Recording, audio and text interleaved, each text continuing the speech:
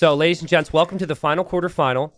Yet again, for those watching later on YouTube, I can only apologize for not casting the first two quarterfinals.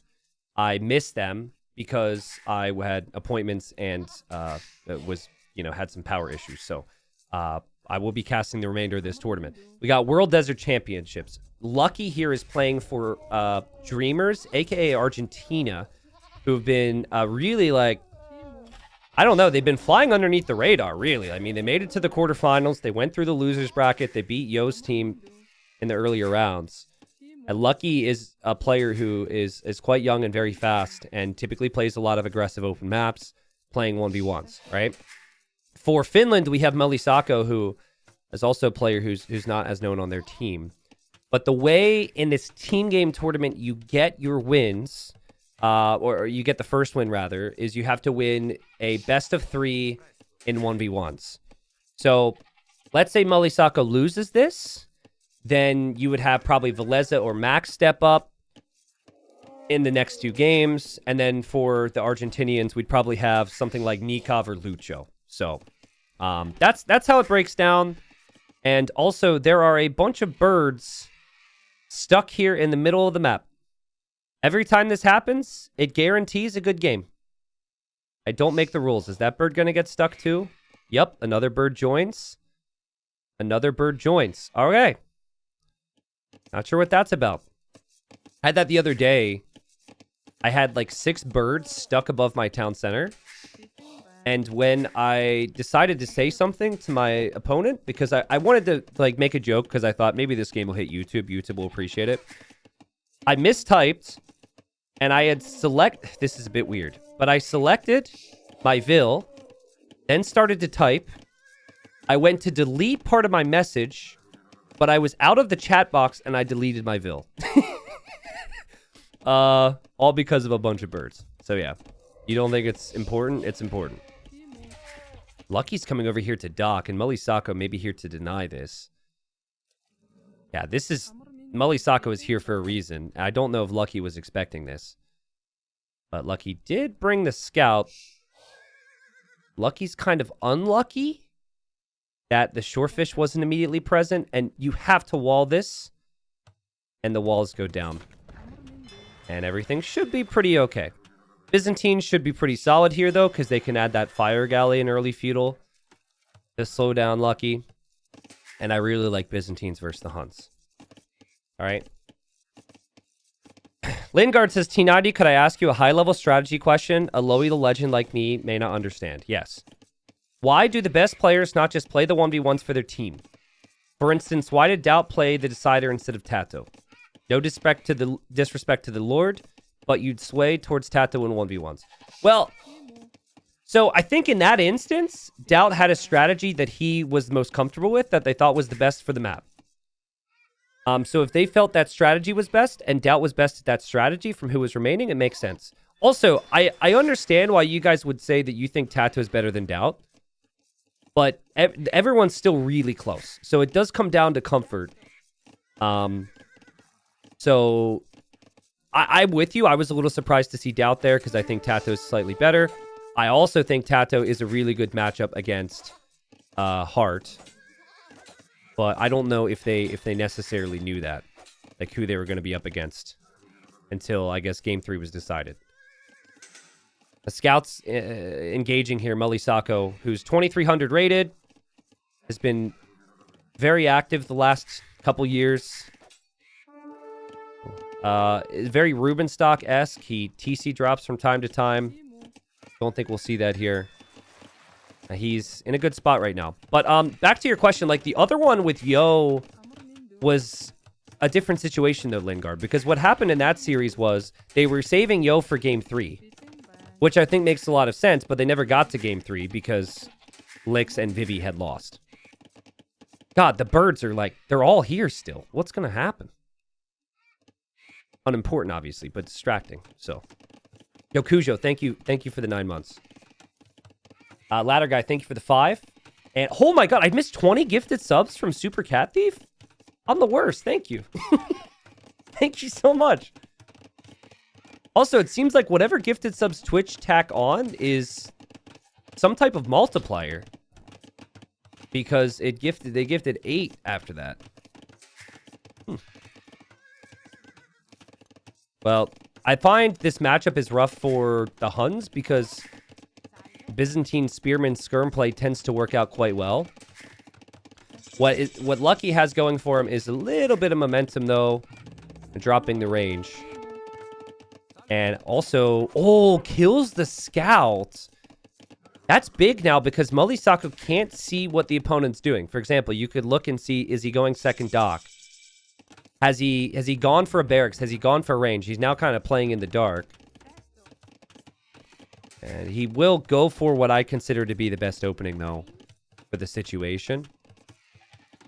God, these birds are bothering me. I can't stop looking at them. Sorry, I got to learn to shut up about it, at the very least. That's one thing I have a really hard time with, is shutting up. Byzantines don't want to get any damage in early. They don't need to. They want to really excel in Castle Age here, so I'd expect the walls. And it will be skirms and spears as well from Lucky. No houses for the Huns, you know, really fluid, fast, open gameplay. It's what they're comfortable with. But you're not really gonna... You're just getting a head start with the spears and skirm production here. It's not, like, about killing fast or anything with this build. Now, Mulisako just patrolled here. And he patrolled into the fishing ship first. So if he doesn't fix this, he will lose his fire galley.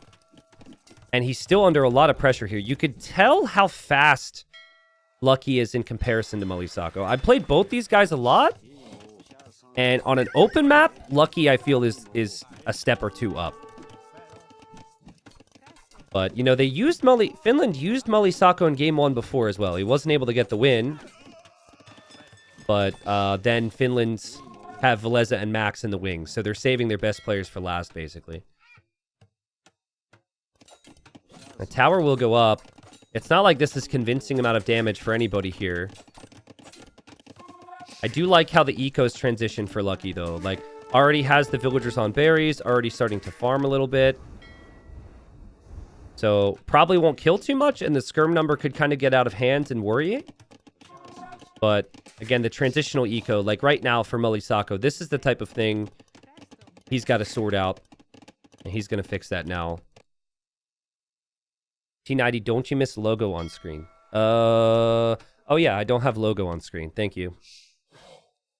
Logo on screen. Now we really know what tournament it is.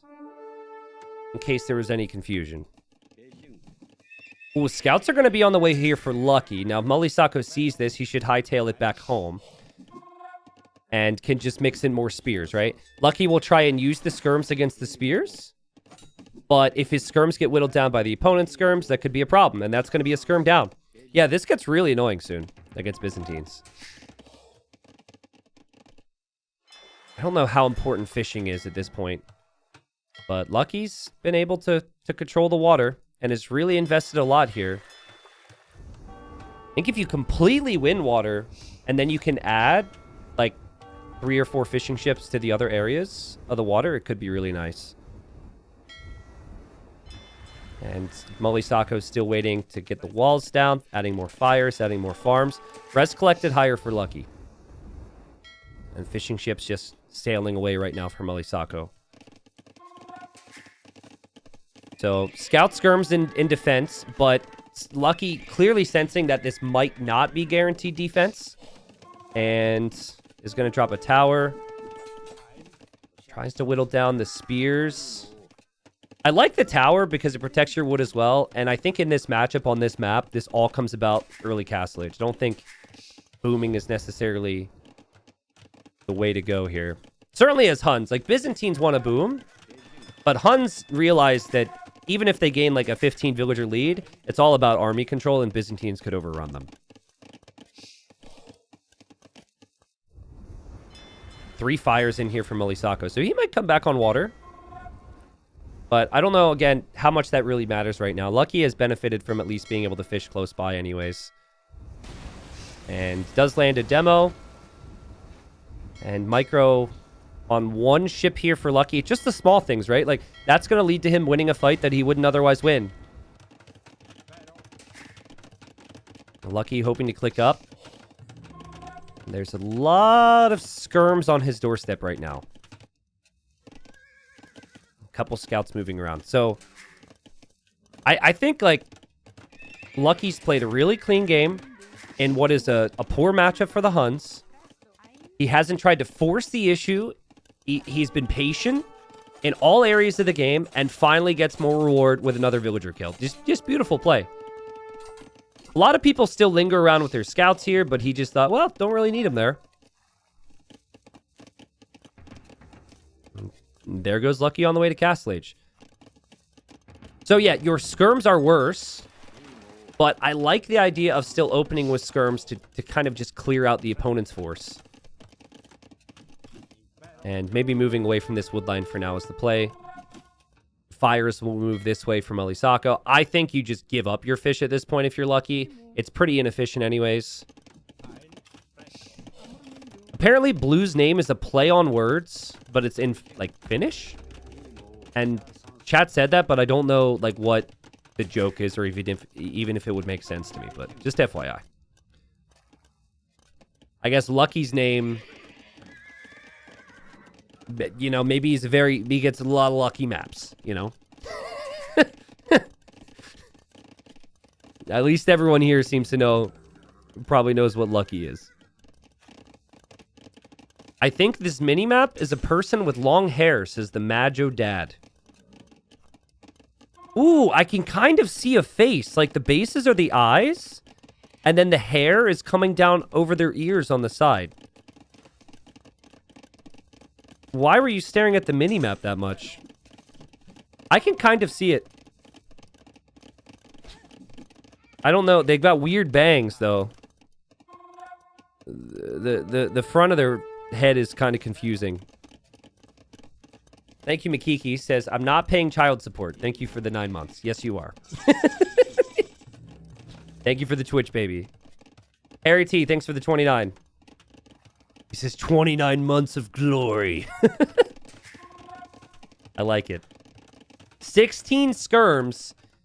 I don't think that Mulisako is expecting his opponent to have more skirms than him right now. Because he saw like 5 here, there, 4 here, there. A lot of them were hidden away, maybe in the tower or in the back of the base.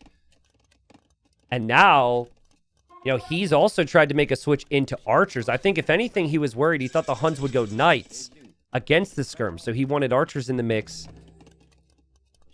But this is going to be elite skirm with ballistics here for Lucky. Again, he is actually still trying to hold some control on water. I give him props for that. I don't know how important that really is. He could try and use the dock to block the fire. Dude, that's so good. That is so good. Yeah, the dock is blocking the fire damage. And Red is just not expecting this because he's still microing on the front. And this is going to be a complete mop-up as well here for Lucky. He already has ballistics. His opponent does not. He has more skirms. And he kills the fire as well. That's sick. He's a really good player, guys. He's in really good shape. And he has never really accomplished a ton in tournaments. The Argentina community has a lot of Argentina-only tournaments. And they have, like, I think more players in the top 100 than any country. So they have lots of experience there. I think the tournaments are called, like, Arge King or something. Maybe someone in chat knows. But the list of players above 2K from Argentina is too long to remember. And Lucky's been well above 2K for a while here. And I think Mulisako is he's just going to have to tap out here. I mean, his Siege Workshop isn't completed yet. All his villagers are dying. He's completely surrounded by skirms. He's just been outplayed. He's been outplayed with arguably the better Civ. I think this map, though, knowing the player's skill sets, was always going to suit someone like Lucky. So I find Suomi's choice to go for Mulisako as their 1v1 player a little confusing. I mean, at the end of the day, you're going to use Max and Velez as your best chances to get 2 wins anyways. But, like, I would say Emalius is probably... Like, I know he's lower ranked, but I think he's certainly, like, a more aggressive player. Like, Rubenstock as well could do some pretty crazy stuff in 1v1s. I don't know the reasoning there, but Lucky gets the win. And the GG's called. So, wasn't really the closest game. I said it all, though. I felt like the overall play from Lucky was smooth. It was confident. He didn't force anything. And was really patient to finish off red here in Castle Age. However, that may not mean anything. Because it will now be Max or Veleza stepping up for Finland against, I'm guessing, either Nikov or Lucho. If the Dreamers win, then Dreamers get the first win before we move on to the 3v3s. But if Suomi ties it up 1-1, we'll go to a third 1v1. Here we are, game number 2. So, Nikov wins. If Nikov wins this game, Nikov's over here in the red playing as the Lithuanians. It will be 1-0 for Dreamers, and we move on to the 3v3s. Nikov's gone for the Lithuanians here. Oh, come on, Nikov. Build your lumber camp here. Oh! He didn't get the scouting in, and his build requires the immediate lumber camp, but I hate it. And then we've got Max playing as the Japanese on the far side of Curacao. There's a lot of water on this map, so water's way more important here than the previous game. And then the players are also pretty far away from each other in the middle. The Komodo dragons do not attack you, by the way. Apparently, it's meant to simulate what life is like in Curacao. And there's lots of iguanas there, but there's no iguanas in-game. Are you enjoying this content, sir? Would you like and subscribe? Wow, really? Is this the best content you've ever seen? Wow, just keep nodding your head. I'm feeling real good. Thank you, dude. Thank you. Social Taco, thanks for the 8 months. Says any word on my man McLean? Last I checked, McLean stopped playing, which is really sad to me. He might have moved on to another game. Makes me sad. Okay, chat, I have a story to tell you. Since we've, started off the game with just, excellent, excellent content. I have a story to tell you. I'm not sure if you guys are going to be proud of me or disappointed. It might be both, okay? I would like to say before I tell this story that this is not my normal personality, okay? But occasionally, at 31 years old, I could be very immature, all right? So, well, first off, little announcement, which you guys might not care about, but as of this week, my date is set for my wedding in 2 years. We set the date, found the location, all that stuff, which is exciting. Finally going to be married in 2 years. So, little congratulations to us, but also, not congratulations because, weddings are a little pricey and whatnot. So, naturally, we've been talking about wedding stuff, right? And listen, I'm so excited to be married, right? She's the woman of my dreams. It'll be a great time. And I am genuinely really excited for it. But it's not like, let's be real. My level of excitement isn't the level of giddy that she has, right? And I think that's, maybe that's normal. Maybe every situation's different, but that's our situation, right? She is just over the moon, right? And so last night we were talking about different songs, like what are we thinking for first dance? Like what about this? What about that, right? And so she brings up like what song are we gonna do for like when I walk down the aisle, right? And so I was like very unhelpful. I was like, I have literally no clue. Can you give me some options, right? And chat is saying Choppa. I did not think of Choppa. Okay, that's funny, chat. That's funny. No. So she plays, she's listing off the songs, right? And one of them, which is like a classic that's been around for hundreds of years. Again, I'm like not really proud of this. I'm not this immature, I promise. So she's seriously like, oh, well, there's this one. And she starts to play it. And she goes, this is canon in D. And trust me, if you listen to that song, you'll know it. It's a classic, right? She goes, this is canon in D. And I said, canon in D's nuts. Right away. I couldn't hold it back. I just immediately said it. And she was... She was really not... I mean, she wasn't mad. She laughed. She knows who she's marrying. But, it was not the best. I was like, I'm sorry. I couldn't help myself. So So anyways, in other news, I'm single now. I'm back on the market, you know, and it's going to take me... I'm kidding. So yeah, I thought... So it happened, and then this is my life. I literally said to her, I can't wait to tell chat I said that. And so here I am, I'm telling you. Are you proud? I don't know. He might be. Nikov's dock is down here towards the south. Nikov has found that Max has docked the north. So, and Max has now found that Nikov docked the south. So they are pretty far away from each other. We'll see if they still choose to make ships. Max is going to be making militia, which Nikov has not seen yet. And I think Nikov is sensing this, though. It feels like you should transition towards land if you can't immediately kill the opponent's fish. So I'm sure there will be some fires out, but this is going to be more about land control.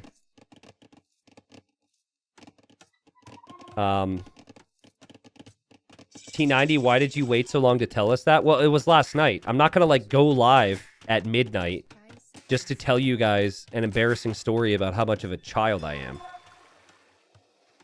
Again, the Komodos do not attack. So a normal map with this many Komodos, which I guess wouldn't be a normal map, this would be suicide. But Max knows the map and knows that they're just going to run around a little bit. So. Bravo says, congrats on the engagement. I hope the wedding planning goes well. My fiance is definitely way more excited and knowledgeable than me, while I'm mostly clueless. Anyways, can't wait for Ireland in November 2025. Ooh, Irish wedding. Nice.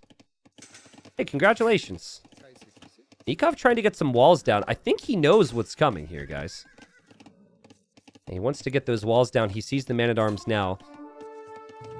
And if he didn't know before, he knows now. But yeah, we're excited. We've been engaged for like 2.5 years now. And when we got engaged, people kept asking, when's the wedding? Which I thought, for whatever reason, was weird. I was like, why does everyone keep asking me that? And then I thought about it. I was like, because you're stupid, and when people get engaged, it's engaged to be married, and people don't normally wait 5 years. So, yeah, we actually have an answer for them now. So, are you doing okay with the hurricane? I'm doing good, yeah. Fortunately, Max, ooh, just runs away with the scout. Yeah, the hurricane is hitting the other side of the state. It is still windy and rainy here, but it's nothing crazy. So. Nice defense so far from Nikov. I'm really happy with how he's played this, but I think Max's approach as well has made a lot of sense. Max is Japanese with fishing ships working. That's the dream. Doesn't have as many as Nikov, but is even adding a second dock now too. So I think where things get awkward here, potentially, for the Max, is against the range units, because Nikov's going to have enough to deal with the man-at-arms. But still, it takes time, you know? T90, are you going to invite any AWE2 pros or casters? Well, wow, I can't believe people are asking me. I thought this was public info. Well, guys, my wedding, there's going to be a subscriber-only area. So you guys are all invited as a thank you, right? So we do a subscriber-only area. Tier 2 subs get a special table, all right? Tier 3 subs get a special table as well. And then people who use ad block, they get banned. That's how it's set up. So should be a good time. Should be a great time. No, I can't invite Twitch chat. I'm sorry. More walls here from Nikov. Skirmishers coming over. We have to dress as villagers, right? No? But if my fiance wanted to dress up as a female villager for the wedding, I think I'd be into that. I'm kidding. Of course I'm kidding. Of course it's a joke. That wouldn't do anything for me at all. The fire galley defends the fish over here. And fire's headed over from the north to the south as well from Max. So Max has 3 dock fire production. Nikov has 2 docks, but he's not continually producing now. He could have some problems on water here. But he's going to be in Castle Age way faster. Is the wedding venue going to be Arabia themed? And the groomsmen will look like militia? Well, Drush is kind of out of meta now. So I don't think groomsmen should be militia. If anything, they should be archers. But if the meta changes, maybe we could make the militia. It depends on the meta at the time, you know? God, I'm so weird. Cav archers? Well, I don't know. Horses would be kind of expensive. That's a cost issue.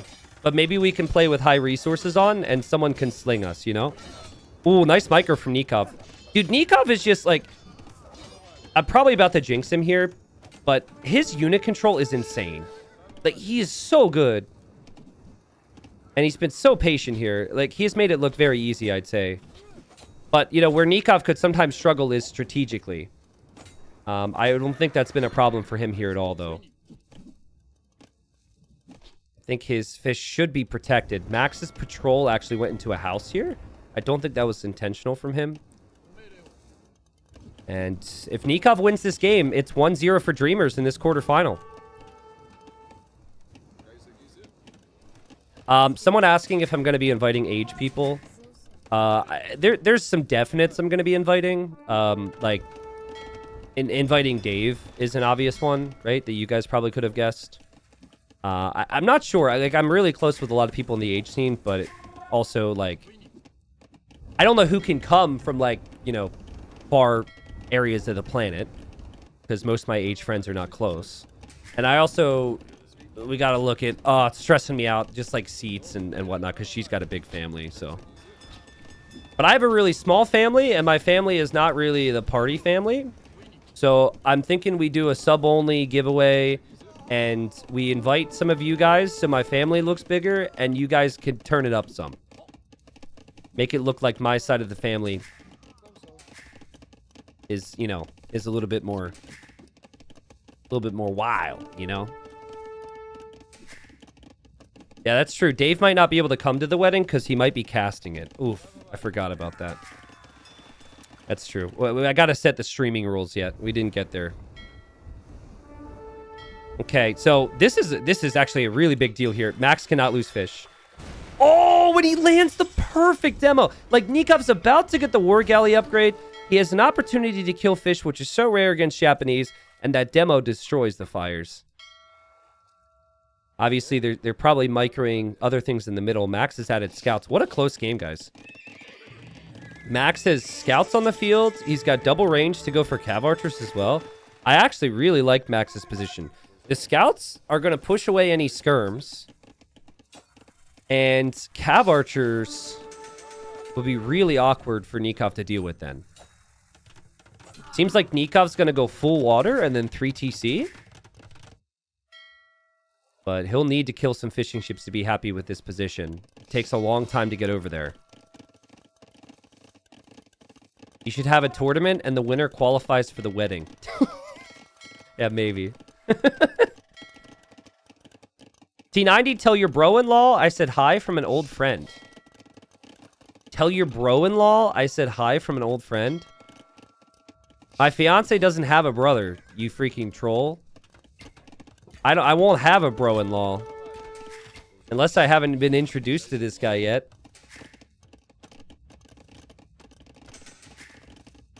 Oh, you mean... Oh, I see. Oh, this is... You're talking about the my sister's husband. Oh, shoot. Okay. Sorry, I thought we were talking about the side of the... This is awkward. The bro-in-law I've had for over 10 years. I thought we were talking about this side of the family I was marrying into. Whoops! Okay, I'll do that. Sorry, this is a little awkward. Just offended my brother-in-law. My only brother-in-law. You grew up in Dolphin. Oh, okay, sick. All right, well, now I know you're legit. So did I, obviously. Thanks for stopping by. Max is some really nice control here, guys. He hasn't lost his fish, which has been key. He could land a monster demo here. Monster. Oh, that is the perfect demo. Actually, somehow it didn't do more damage. But I love this as well. Just a sneaky dock just to disrupt things for Nikov. And I love the Siege Workshop placement. It's a great Siege Workshop spot. Nikov is 3 TC boom, though. So Nikov's going to have a nice villager lead. If Nikov can get a castle down before the siege comes, I actually might prefer his position then. It's a really close game here. It just Max's 15 fish are just raking in the food for him. And there's the Vil building the siege workshop now.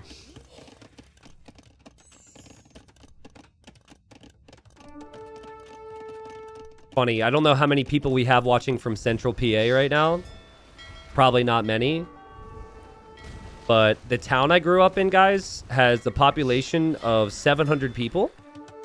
So it's a really tiny town, so everyone kind of knew everybody. That was the situation. I know there's quite a few viewers from PA, because every time I mention Pennsylvania, you know, people are like, crap, I didn't know T90 was from PA. But Max getting exactly what he wanted here on water, sniping those fish while his fish are still alive. And now Nikov, he wants to drop a castle, but he doesn't know siege is going to be on the way. The cav archers he's aware of, but he needs that castle fast. Guys, this is incredible. Like, Max doesn't play 1v1s anymore. Just doesn't. I don't know his situation. I know he used to play 1v1s. He doesn't anymore. I think it's like work, school, life, whatever. It's amazing that he can just come in here and play so well against someone like Nikov. Form is temporary. Class is permanent. Nikov. Oh, no. Get your doubt emotes ready, guys. This could be rough. I think Nikov will be fine. But if the siege hopped out right away, castle could have maybe been denied. Nikov's castle will go up, though. But how is he supposed to have food to produce Latus? And again, how is Max supposed to be able to push now? That's the other aspect of this. It gets rather tricky. I think Nikov should continue to produce on water, if nothing else, just to kill Max's fish. And then, yes, since this side is kind of protected now, maybe you send Latus over here to Max's eco. Max really strategic. Might be thinking now how he handles this. Has to give up on the forward. And I really think, like, Imperial Age and Trebs makes a lot of sense. But this woodline wall in the middle makes life really awkward. T90, are you a Steelers or an Eagles fan? Believe it or not, I'm a Minnesota Vikings fan, even though I never lived in Minnesota. I blame my brother for that. So far, this season has been really surprising and amazing, but in true Vikings fashion, I know my heart will be broken, so I'm not getting my hopes up yet. More defense here from Nikov. And he doesn't have an answer to these cav archers. He does have a couple skirms on the field, but it really... You can tell the difference between someone who has the fish boom and doesn't here. He just is at the limit with resources compared to Max, who's floated so much more. I did choose the one team that has an Age of Empires civilization, though. Right? It's not like there's... Oh, I guess technically there's Woad Raiders. There's the Raiders, okay. Fire ships around. With a couple patrols here, Nikov could find some value.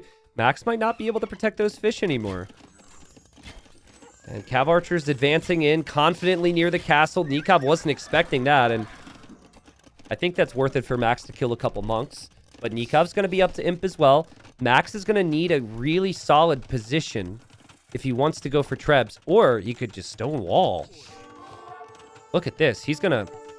Normally, like, these two things don't happen in the same conversation.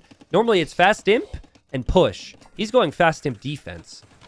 But maybe he recognizes he can't actually do much with the Imperial Age.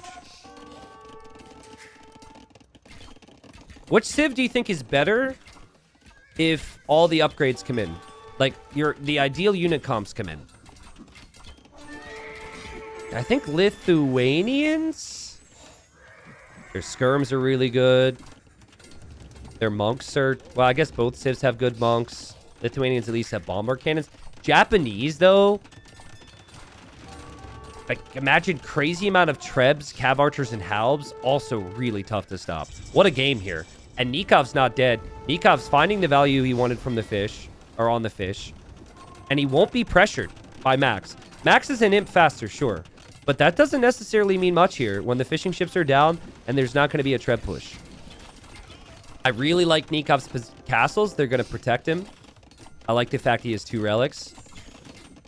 And thank you, Salatnor, for 25 gifted subs. Hello, my friend.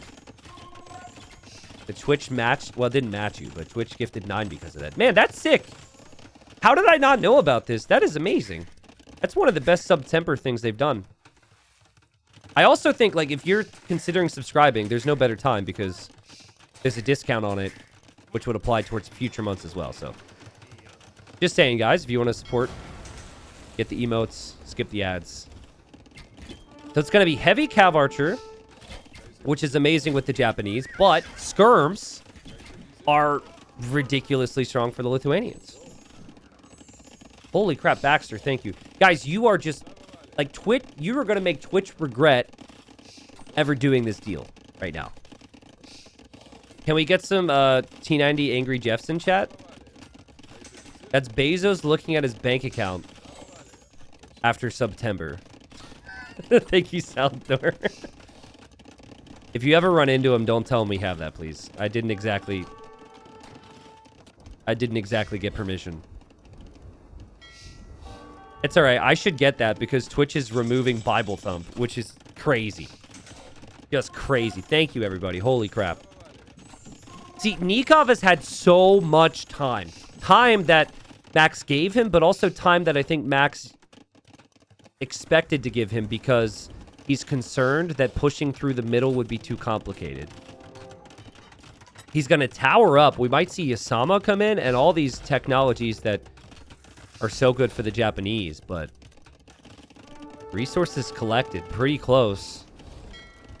The longer the game goes, the better it is for the player that has the only 2 relics on the map. I do feel like wood becomes a big factor here. But not for a while. There's still wood on the back for Nikov. I would go Bombard Cannon and Skirmisher. And that's it. I wouldn't make any other units until you were shown something from Max that showed you he had a counter to it. And Nikov's actually run through here. Like, Japanese really struggle against a lot of skirms. Now, they do have the champions, but that takes some time. And Nikov harassing Max in a way that Max wasn't expecting. And looking better and better for Nikov. This was sick. To petard through here. Deny the tower. Kill all these vills. The Cav Archers are completely useless right now. Frederick, thank you for the 2 months. Salatnor, thank you again, man. Bombard cannons are on the way for Nikov. We see a very rare technology coming in for Nikov. I think pros need to do it more frequently. And that is hoardings. Like, so many games are decided by important castle positions and trebuchets and bombard cannons. And I think if that's the case, hoarding should come in more frequently. Really helps you defend these positions. And now the bombard cannons can start to push the towers back. I think Max is kind of falling apart here. And he's going to struggle as he looks through that Japanese tech tree to find something that gives him an immediate answer. You get a little stuck here too, right? Because you think, okay, well, I got to go for something that counters skirms. What would that be? Samurai? You could try Samurai, but then the opponent has hand cannons as well. Not to mention Latus from the castles that are going to stay up. Down goes the Treb for the Max. Oh, actually, it's Katapuruto. So he gets out of there. But down will go the tower as well. Most likely. There's the tower shields upgrade from Nikov. What a great game from Nikov. Nikov does have a tendency to overboom in stressful scenarios. Let's see if he gets up to like 160 vills this game. I don't think an overboom is bad on a map like this either, by the way. I think, especially if you're already pushing. He's just running out of these trees on the backside.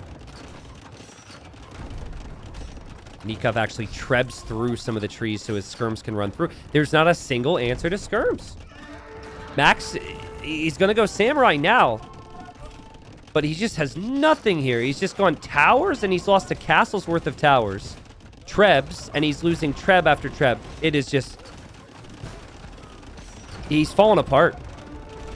And I do think that a lot of this has to do with the lack of options for the Japanese. They are, as disappointing as this is going to be to hear from my buddy Spirit of the Law, they are not a good late game Civ compared to most Civs in a 1v1. And it's, I mean, maybe even worse in a team game. And this Nikov is just destroying here. Samurai are a panic move as well, right? He doesn't have elite yet. And Dreamers are going to continue this crazy theme for them of beating some really big, well-established teams. I mean, obviously, this is just the first game, so let's not get too crazy. But, I mean, it's looking good. And I wouldn't have expected Dreamers to win the 1v1s when they played against China in the group stage, and they did that. They also won the team games. I think they're really underrated. Go Super Cat Thief again. Thank you. Lots of hype today, guys. Feels good after being off all these days. Means a lot. These towers are an investment that have not paid off. Like, maybe the towers killed 5 units. Are Salad Nor and Super Cat Thief in a gifted sub battle right now in my chat? Are they competing to see who can gift the most subs? Well, we found ourselves in the middle of a little sub war. Oh.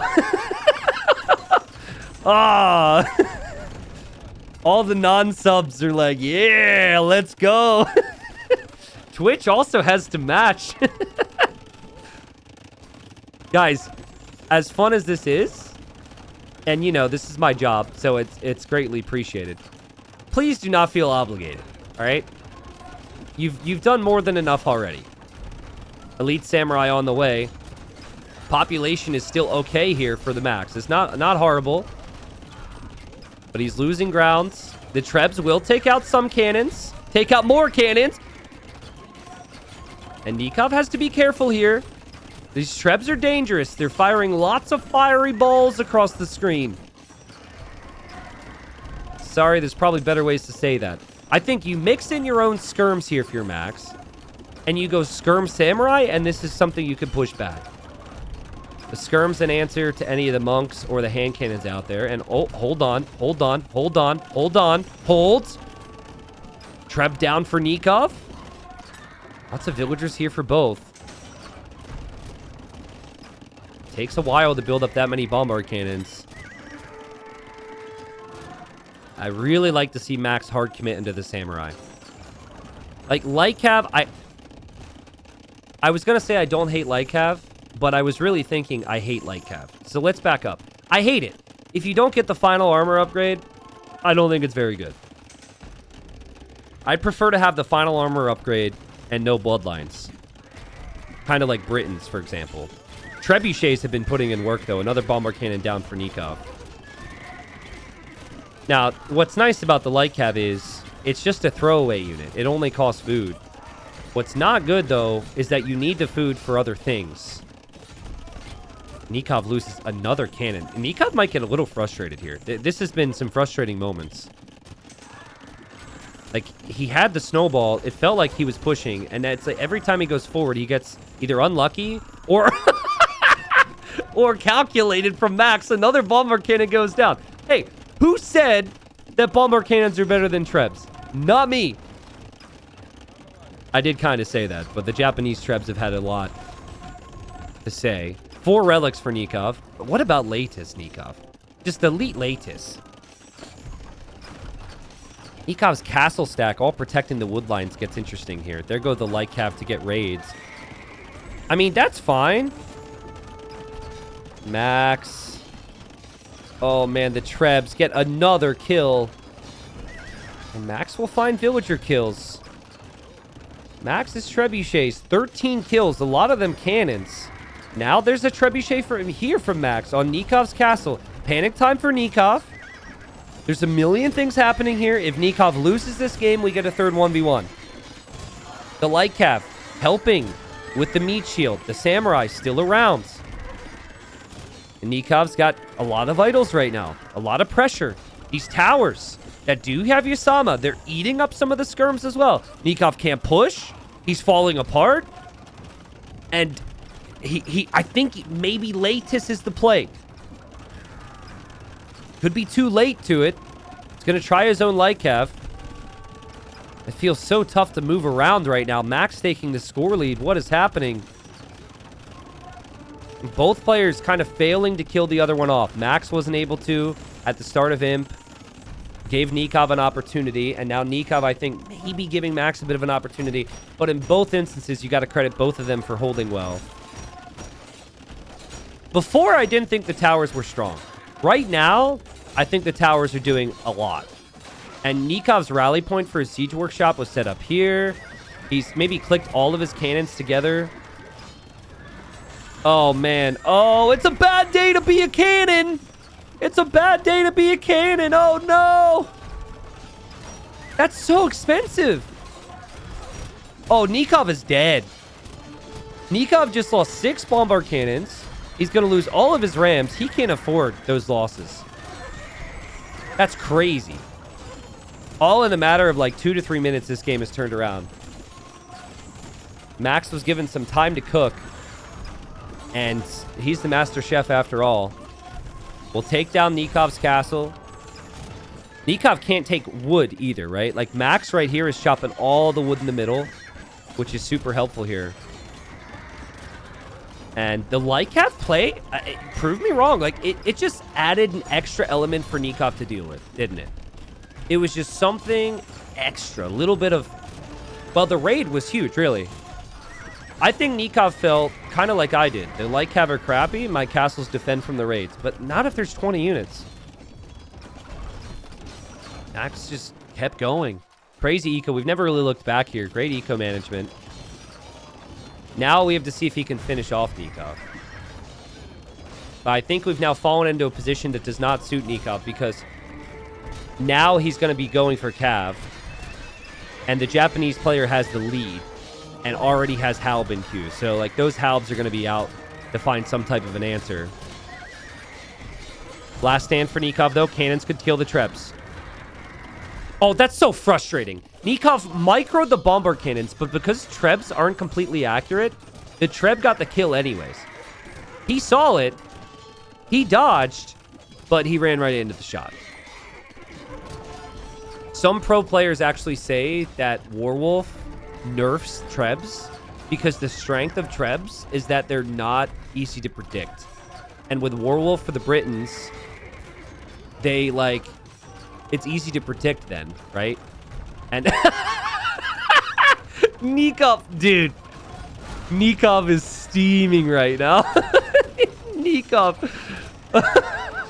Oh my god. Nah, don't do it to him. Don't do it to him. No, no, no, no, no. Oh. Oh, how many has he lost? I feel like he's lost like 20 bombard cannons. Probably can't believe it. And Max, it's now a trash war, which should be pretty good for both, but Max has skirms and Halbs teched. And Lycav teched. So it's not like he doesn't have the raiding potential. Nikov is out of stone. He'll have to buy more to keep that castle up. He's basically praying this trebuchet kills something, and it's not. And then here, he's hoping he doesn't lose the last 2 cannons. Last push for Nikov. And his castle goes down. So what would this be? This would be Nikov. If Nikov loses this, this would be it would be Lucho against Veleza in the next game, probably. Maybe Manos plays for Dreamers. Nikov doesn't want that to happen. Nikov wants to win this game still. He finds the Trebs. I mean, Max has no gold. Will these towers defend the Trebs? Feels really important that it does. The only gold is actually right here. Trebs survive. Nikov also no gold income. He has 4 relics. Nikov just needs to take down these pesky towers, man. The towers are so strong now. They're strong when you have army support. The issue for Max before was that he didn't have the army support. And the issue for Nikov is he can't take resources. I don't think Nikov has enough in him. He's 40 popped down with military. Nikov calls the GG, and Max wins it. What a crazy game. I honestly, like, I thought Nikov had this game. And then his bombard cannons no longer were finding kills. I don't know if it was really hesitation from him. Oh my god, he made 27 bombard cannons. It made the top 3. That's rare. Normally, I'm like speculating on how many bombard cannons are made, but we never see it because it's not top 3. He actually made more bombard cannons than fires that game. That's crazy. But yeah, I'm not really sure. I think like what Max did start to do is Max started to fall back and be patient. He just sat back with the trebs and kept moving them around instead of advancing forward. And he built a lot more defensive towers and production buildings. So, like I said, initially the towers didn't look good because he didn't have the military, and then he finally solved that problem. And Japanese get the job done. 95k res collected for the Max. Nikov collected 84k. And the KD was good for Nikov, but he just couldn't last in the end. And here we are. All right, so this map is Amargosa. We have Veleza playing as the Armenians? Okay, and then we have Lucho playing as the Tatars. I'm a little surprised by the Armenians, but there might be a special strategy here for Veleza. Tatars for Lucho makes a lot of sense. They do more damage when fighting on hills, and this map is nothing but. Extra food from the sheep feels good too. And Lucho, very aggressive Arabia-style player. He's like 18 years old, by the way, and is like 2K5 and has been at 2K6. So this is definitely, I think Lucho should be in the top 10 of like up-and-coming talents in the scene. Like, let's say potential players to potentially, you know, reach the constant top 16. Lucho would be at least in the top 10. Really, once you get to that point, it's about showing what you can do in tournaments. So, he reached 2K7 before? Oh, wow. Okay, that's crazy. So, Veleza, doesn't really play ranked anymore, but Veleza has been to the top of the ladder, and he's also been, so many different events, and is definitely the favorite here. But I do find Armenians to be a little awkward to play. So we will see. Thank you, Moose Socks, for the Prime sub. Welcome, welcome. If you're new, say hello, chat. Or don't. That's cool, too. Thanks for everyone for watching. Trirem is not 78 months now. Says Winland. Let's go. Max for the win. Big Winland fan. Yeah, hi, Moose. Hello, Fish.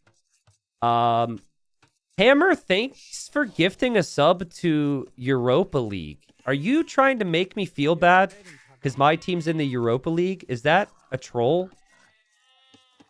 And Max is laming right now. Sorry, not Max. Veleza is laming right now. Lucha's going to be down a boar. It's Tournament Age of Empires. And he's pushing deer. A lot of times in those ranked games, players are not laming each other. And rule number 1 for me is if you've got boars on the front, bring it in.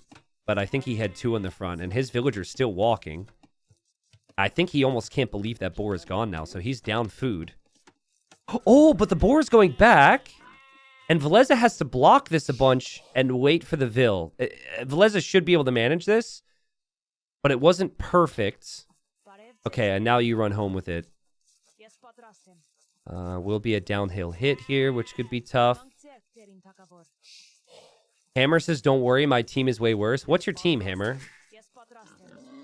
But yeah, I'm a United fan, so when you gifted the Europa League sub, it kind of hurt a little bit. Thank you, though. Yo, Palmat, thank you. Also, Raider says, Max has by far the best AoE2 strategic mind. By far my favorite player to watch. Yeah, it's just such an interesting clash, right? Like, you can tell when you're watching Max. I really like it when you can tell a player isn't necessarily as on point in terms of, like, the speed or the mechanics, but they've won because of strategy. I feel like Max is a good example of that. Obviously, still really good mechanics, but he's not quite as good as some of the others out there. Thank you as well, by the way. So Lucha will still have scout HP. Man, I could have sworn, right? So, like, right after DE came out, there was a patch. And it made it so boars did more damage against scouts, right? And basically, it was so when you would lame, it would be more of a disadvantage. You could still do it, but you'd go down to, like, what I thought was 15 HP. And the last couple years, I don't know if it changed back or what, but these days, it really feels like players are just so used to it. They still don't lose a lot of HP. Trirem says, boars do more damage to scouts since HD. Nothing changed. Well, Trirem would know. Players are just better, 11. Okay, well, we'll see how much better he is because he's about to run into the TC. No, he's fine. Yeah, but I definitely felt like, you know, more damage was being taken to scouts. I was wrong. And yeah, maybe like you said, players are just taking less hits. So usually I'm thinking Lucho's going to be up to that fast start and things should be pretty smooth for him with Tatars. But after losing the boar, things got a little more awkward. Both players milling the backside to take the fish. The woodline choice for Velez is the outside, which, I mean, I guess it's safer, but I mean, there's at least a back woodline here for Lucho. And thankfully for Lucho, he did push in all of his deer. He's adapted pretty nicely. And he's got a really smooth build. So he should be in a good spot to go for his opening. Which I think is going to be archers. Or maybe... Yeah, it's probably going to be a range. Because he sent Vils out to gold. Actually, Spearman from Veleza was added in Dark Age, which is a bit cheeky. And there's the range now. So both players checking to see what the opponent's doing. Lucho will see the range. Veleza will see the range. And Veleza seeing the Vils on gold as well. So he could, like... I think some players, like Viper, right now, would shift these Vils off of golds and go to food. Because you think, I have enough for a couple archers, and then I can just go skirms to counter my opponent. I wouldn't hate that. But also, you can just simply go archers yourself. This civilization has... their mule cart upgrades are more efficient, so like the wood is coming in faster for Veleza. So if you're comparing the civs, it's still good. At least till Castle Age, where Tatars get the free thumb ring upgrade. And this decides the win, guys. Why is Micro hard? Thank you for the 5 months. Thank you. He says, take Amazon's money. Yeah, absolutely. Appreciate it. Okay, Lucho sees the army. Lucho tracking the army. I wonder how many games Velez has played against Lucho. Can someone look on AW2 Insights? It's very likely they may have never played against each other, ever. Not even in ranked. Lucho has really rose in skill over the past 2 years. And Veleza has stopped playing as much over the last 2 years. Still obviously very good, but you won't find him playing ranked. Fletching needs to come in. Blacksmith is at 50% against Blacksmith at 70%, which is just crazy, right? Veleza moved out confidently and is probably like, this guy's tracking me pretty nicely here. So it's like, what's the nerves going to be like for an 18-year-old who doesn't have as much tourney experience? And how is that going to affect their play? Remember, hill advantage for Tatars. Timing on the howls is pretty smooth for Lucho. And fletching is in for him as well. And he's getting some nice engagements. Also here, he's using the scout and kills the skirm mid. Veleza likes that smooth, calm, calculated approach. And Lucho's been able to match it here. After losing the boar. Crazy. Veleza's number 1 on the ladder right now. Number 11 on the ladder right now. I don't think he plays that much, though. Like, I really think he's... I'd be surprised if he's played more than 5 games on the ladder this week. Or even the last 2 weeks, but maybe I miss it. But seriously, can someone go to AoE Insights? AoE2 Insights and see if they played each other at all? I'm kind of curious on that. Skirms from Veleza here to deal with this. Stable added from Lucho. So he wants to go archers and scouts. Fudiko is there for that.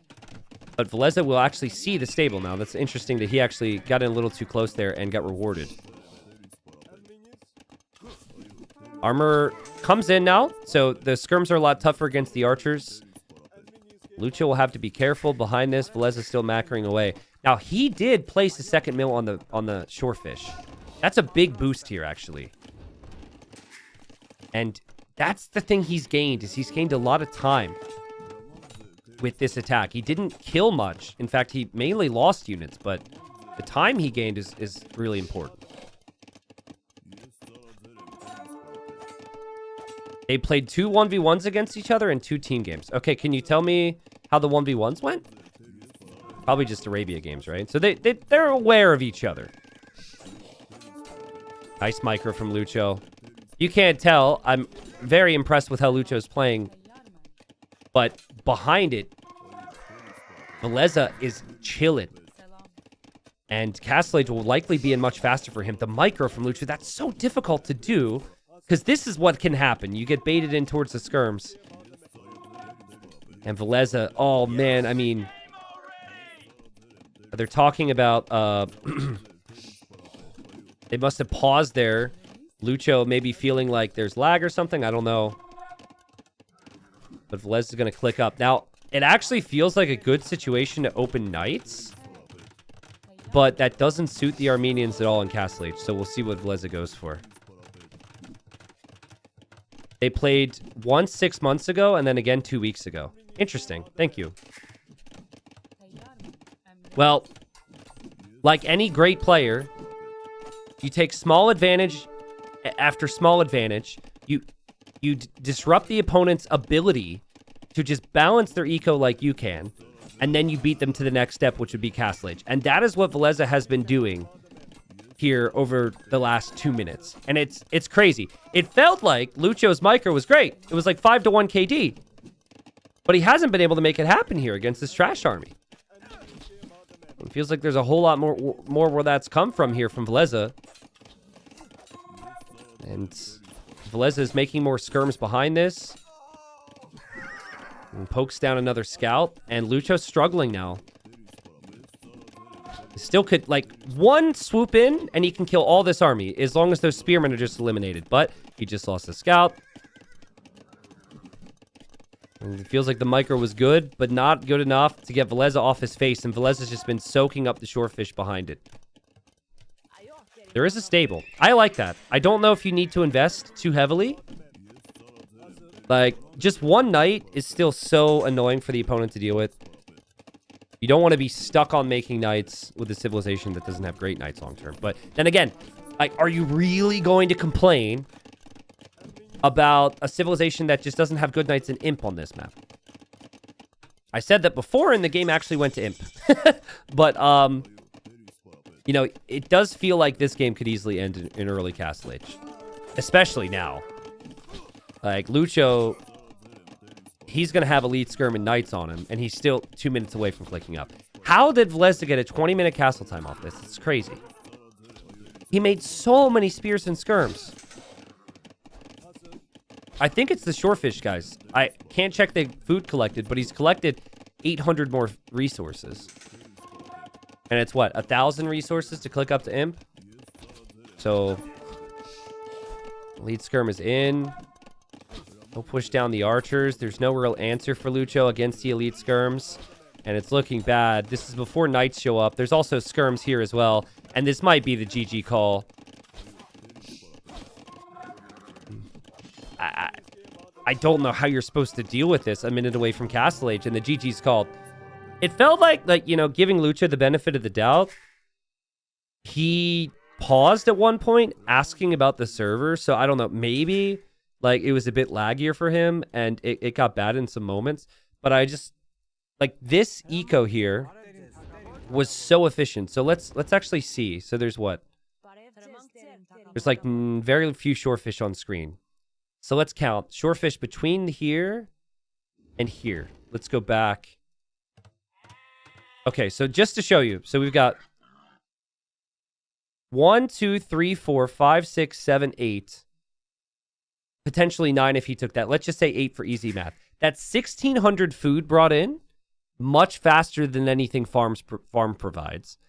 And then Lucho wasn't able to do that because this is where the fights were happening. So at this stage of the game, this is where I thought the game was pretty close. Okay, it's not proving my point. But let's move on further. Okay, there we go. Now it's starting to prove my point. 2,600 food versus 2,300. We go on a bit further. 3,200 versus 2,600. You just keep going. That's 1,000 food difference, which 800 of which is Castle Age. And then, of course, you got like skirms and spears and then knights and whatever else. So I really think that was the difference maker there. And against that build, like you got to kill it fast. And you need the scouts archer to work much earlier there, which didn't happen. Here we go. Now, this map is crazy. And this starts our 3v3s, folks. So in the 1v1 portion, Suomi got the job done. They won 2-1 in the 1v1s, got their first win. See which team can make it to the semifinals now on the back of their 3v3 talent. We've got Max in the back. Max playing as the Cumans, and immediately you got to be like alert if you're dreamers, because Max in the back position with the booming civ could be rather dangerous. In the yellow, we have Amalius playing as the Romans. In the red, then we have Veleza playing the front as the Britons. So what is expected here, I'm guessing, is Veleza will play archers. I think Amalius will probably play scouts. Max could honestly boom, but maybe he needs army here because the map is pretty open. In the blue, we have Lucky playing as the Incas. In the green, we have Nika playing as the Khmer. And then we have the Slavs for Lucho. I mean, every other time I've seen this map, guys, we've seen double scouts and one player play archers or something. So I think Slavs and Khmer go scouts, and then the Incas probably go archers. Now, in the south and the north, there's these massive, like, fortresses with fortified walls. And there's lots of gold here, and there's very little gold elsewhere. So it's actually, I've never really seen many games where this gold actually is used. But it is a pretty big deal. But you have to break through the walls to get there, and I've seen most games end early, so might not be a thing. These little, like, random huddles of people are actually not units. They look like units, but they're not actually units. It can't select them, so don't think that that's going to attack. That's a big thing. The only other main thing I'd say, which is notable, is the trees in the middle, the birch trees, have 500 wood. So most players are going to lumber camp the birch so they can get the thicker trees, you know? So that's an altered thing. Birch trees don't normally have that much wood. And that's about it.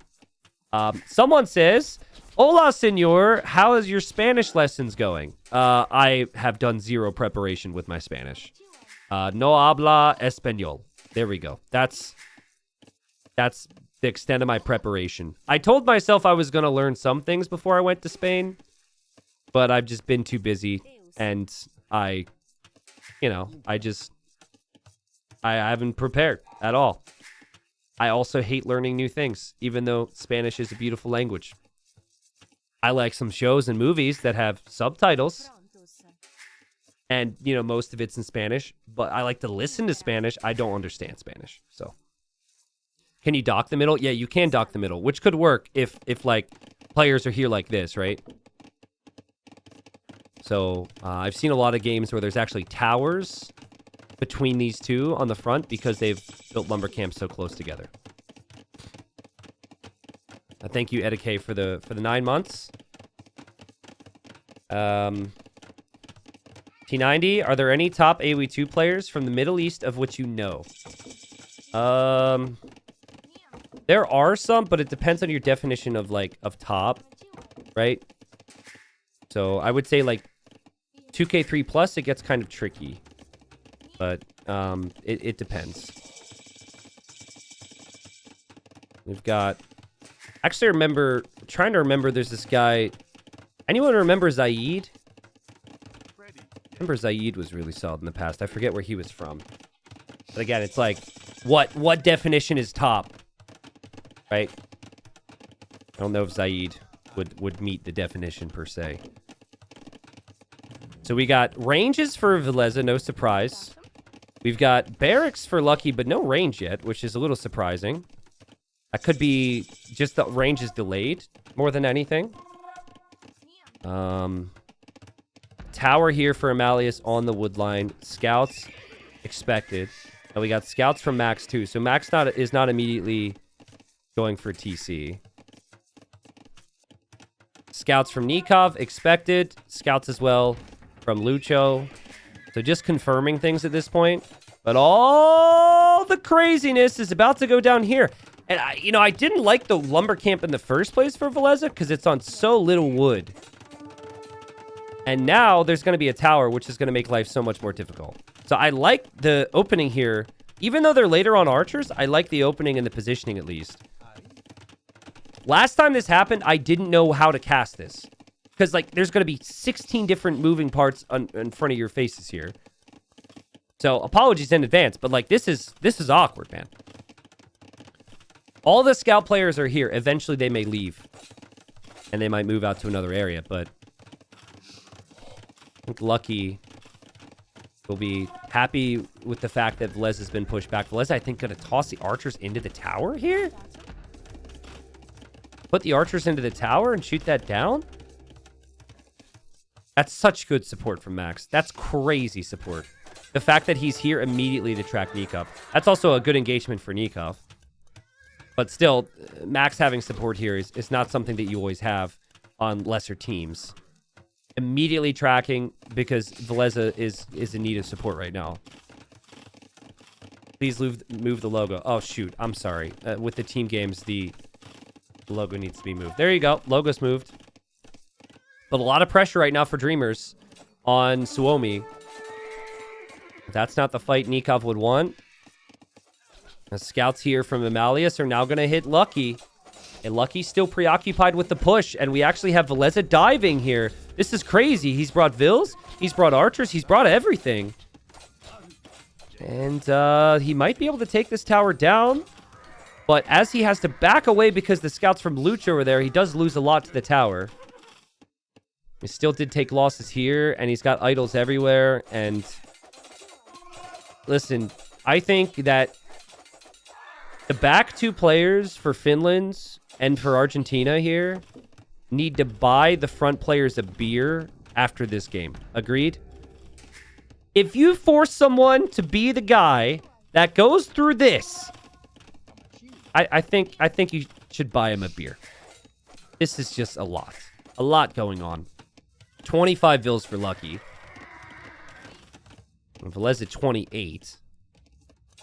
And still scouts moving all around right now. We've got Nikov and Lucho on top of Veleza. And Veleza just barely saving his Vils.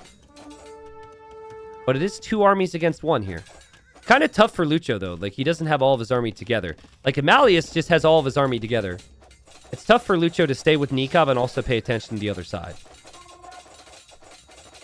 Max also adding TC number 2 behind this. Lucky is probably asking for support. Here it is. Amalius moves perfectly. Amalius has had a really smooth game. Really smooth game. He's really kept pace with the others here. And, Lucky, it feels like is committed to this tower now. Because he doesn't have the archer production that Veleza has. But Veleza's archer production has been affected by the fact that these villagers are constantly under threat. Look how Nikov stacked 4 units on one tile there, too. That's crazy. You can actually do that. It's I don't know if it's a bug or a feature, but you can actually do that with formation changes intentionally. Which I won't really get into. I just imagine that was Nikov just changing formation, and by chance it happens. Down goes Vils. Again, not a fun time here for the front player at Veleza.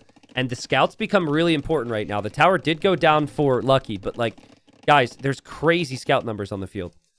Max at 13 scouts. Nikov at 15. Max has 2 TCs. So he'll gain an economy, but army count's still really similar. Scouts engaging. And the scouts for Nikov would love an engagement here. Imagine if Veleza gets taken off of gold, or if Veleza's wood line gets hit, because it's not even walled. It'd be amazing for them.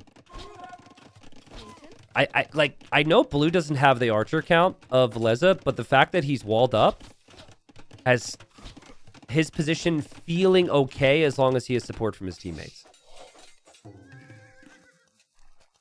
Hard to follow here. Slight lead for Lucho over Amalius if we were to compare the two up here. That's another thing to consider. I think that's mainly due to just idle time, but I'm seeing more scouts and more villagers for Lucho. That's the key. Nikov will never stop. He continues to pressure. And Max, maybe because he's too focused on the boom, isn't able to support all the time. So much happening. Also, I would love to see a dock, and I'd love to see a demo here. Lucho taking this engagement with the hill, thinking he has the numbers, and he will win the fight. And Nikov's still pressuring over here. And so 10 scouts for Lucho, 3 for Amalius. He needs more stables. He has them, but we're not seeing the production yet. He's actually stopped production. So that would have been communicated at this point. I think, like, that is Amalius saying, I need to get Castle Age. Veleza probably thinking, I don't have blue to defend from, so if I make spears, I could defend, you know, both of us. But clearly that's not happening. Lucho's played an amazing game.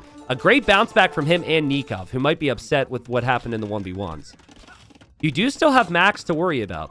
But, like, Max might not have a team by the time he gets, you know, the Castle Age with the humans. And Max he's struggled to get the upgrades.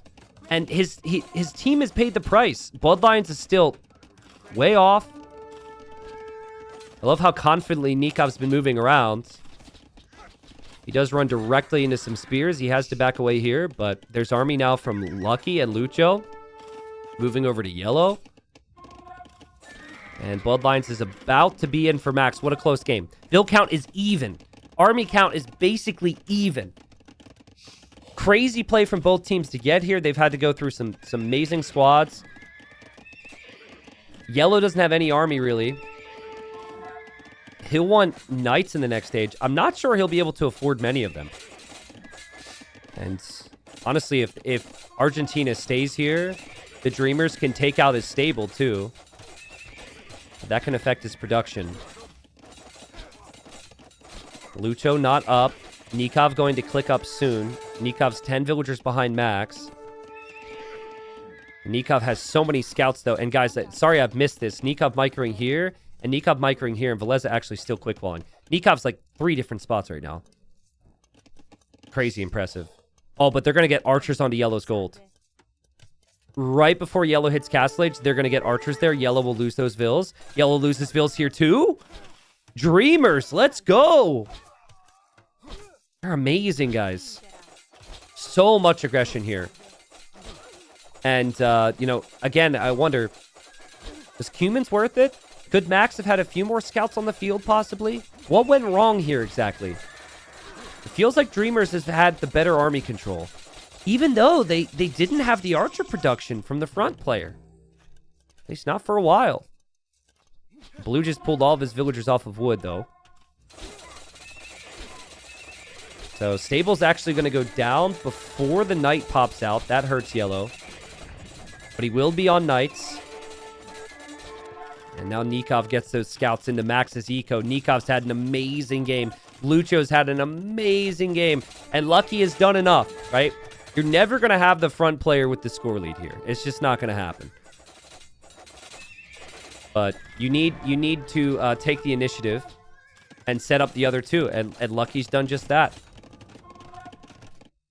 On maps where it's 2 archers and 1 scout player, the archer players are more important. But on a map where it's 2 scouts and one archer, not sure how much of an effect the archer player has when there's so much cav running around. 65 vills for Max. He will get light cav. And light cav comes in for Nikov too. Nikov's got 34 scouts. It doesn't even seem real. Yellow may be able to clean this up now. What Max can't deal with, and what it seems like is the theme here, is that Nikov just has one more group. Like, Max was not prepared for this. He sees it, but it's going to be a slaughter here, and it's a slaughter on the front because Max doesn't know where to be.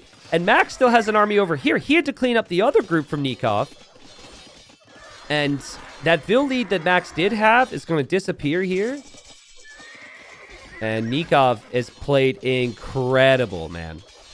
He's just been flying. And it has to be said, like, the Khmer as well are just the perfect civ for this. You can play messy, you can play open. Your farming eco is just going brrr the whole time. Probably not what it sounds like. Kind of sounds like you're cold. But, you know, same deal. And now Lucho, in combination with Lucky, are going to hit Veleza. And I don't even know, like, where's Veleza's army right now? It's back here. And it's going to have to be here. And will it be here in time? Well, the fight's pretty good for yellow, actually. So much army just running through Finland's base all the time. Nikov back in. Oh, that's Lucho, actually. And Max had demos. Max had a demos. Oh, man. And Lucho microed away. That's sick. They need something to clear up army. The demo defense was a pretty smart move. The only thing I could really look to as a positive is that they have Britons on crossbows. If Veleza could maintain crossbow count, he does have that 8 range. But I don't think he has the meat shield. I don't think he has the support. There's not enough from yellow. There's not enough from Max. Max has had, like, his TC's garrisoned every other minute, it feels like. And the GG's called, and we have a 1-1 series. Let's go. This Streamers team, dude, is so good. You know, their coordination is fantastic. And what I love about them, guys, and hopefully we'll see more of it, is how they have role players.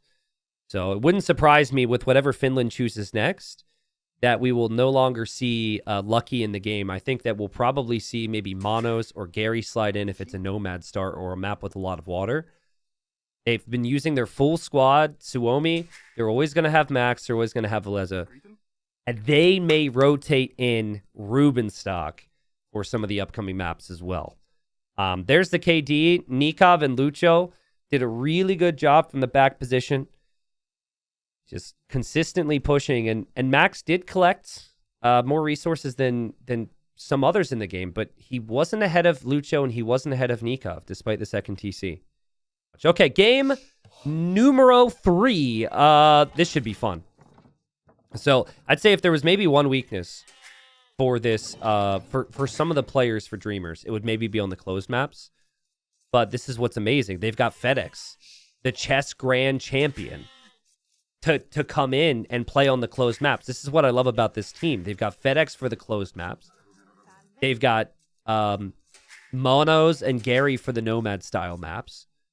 And then they've got Lucho and Lucky. Lucky's actually pretty good with closed maps as well for the open maps. And then Nikov, of course, is Nikov, and Nikov is just fantastic everywhere. But we've got, again, FedEx flank. We'll see if he can deliver a victory. These is the Koreans. We have Pocket for Nikov playing Hindustanis. The flank is Lucky playing as the Malay. Up against Mully Sako, who's, I would say, a solid closed map player for Finland. As the Bengali flank. In the yellow, we have Persians for the Max. And then we have Italians for Veleza here. Now, oh, Veleza just shot his Rhino with his TC. Oh, man, that's so brutal. So he loses 400 food. Just like that, and that could affect his build order. Oh, man. There's no restarts for that. That's the risk of weakening with the TC, and he clearly miscalculated there. Veleza lamed somebody else earlier in the game, and now he's lamed himself. Yikes. That's rough, too. For a fast castle, that's rough.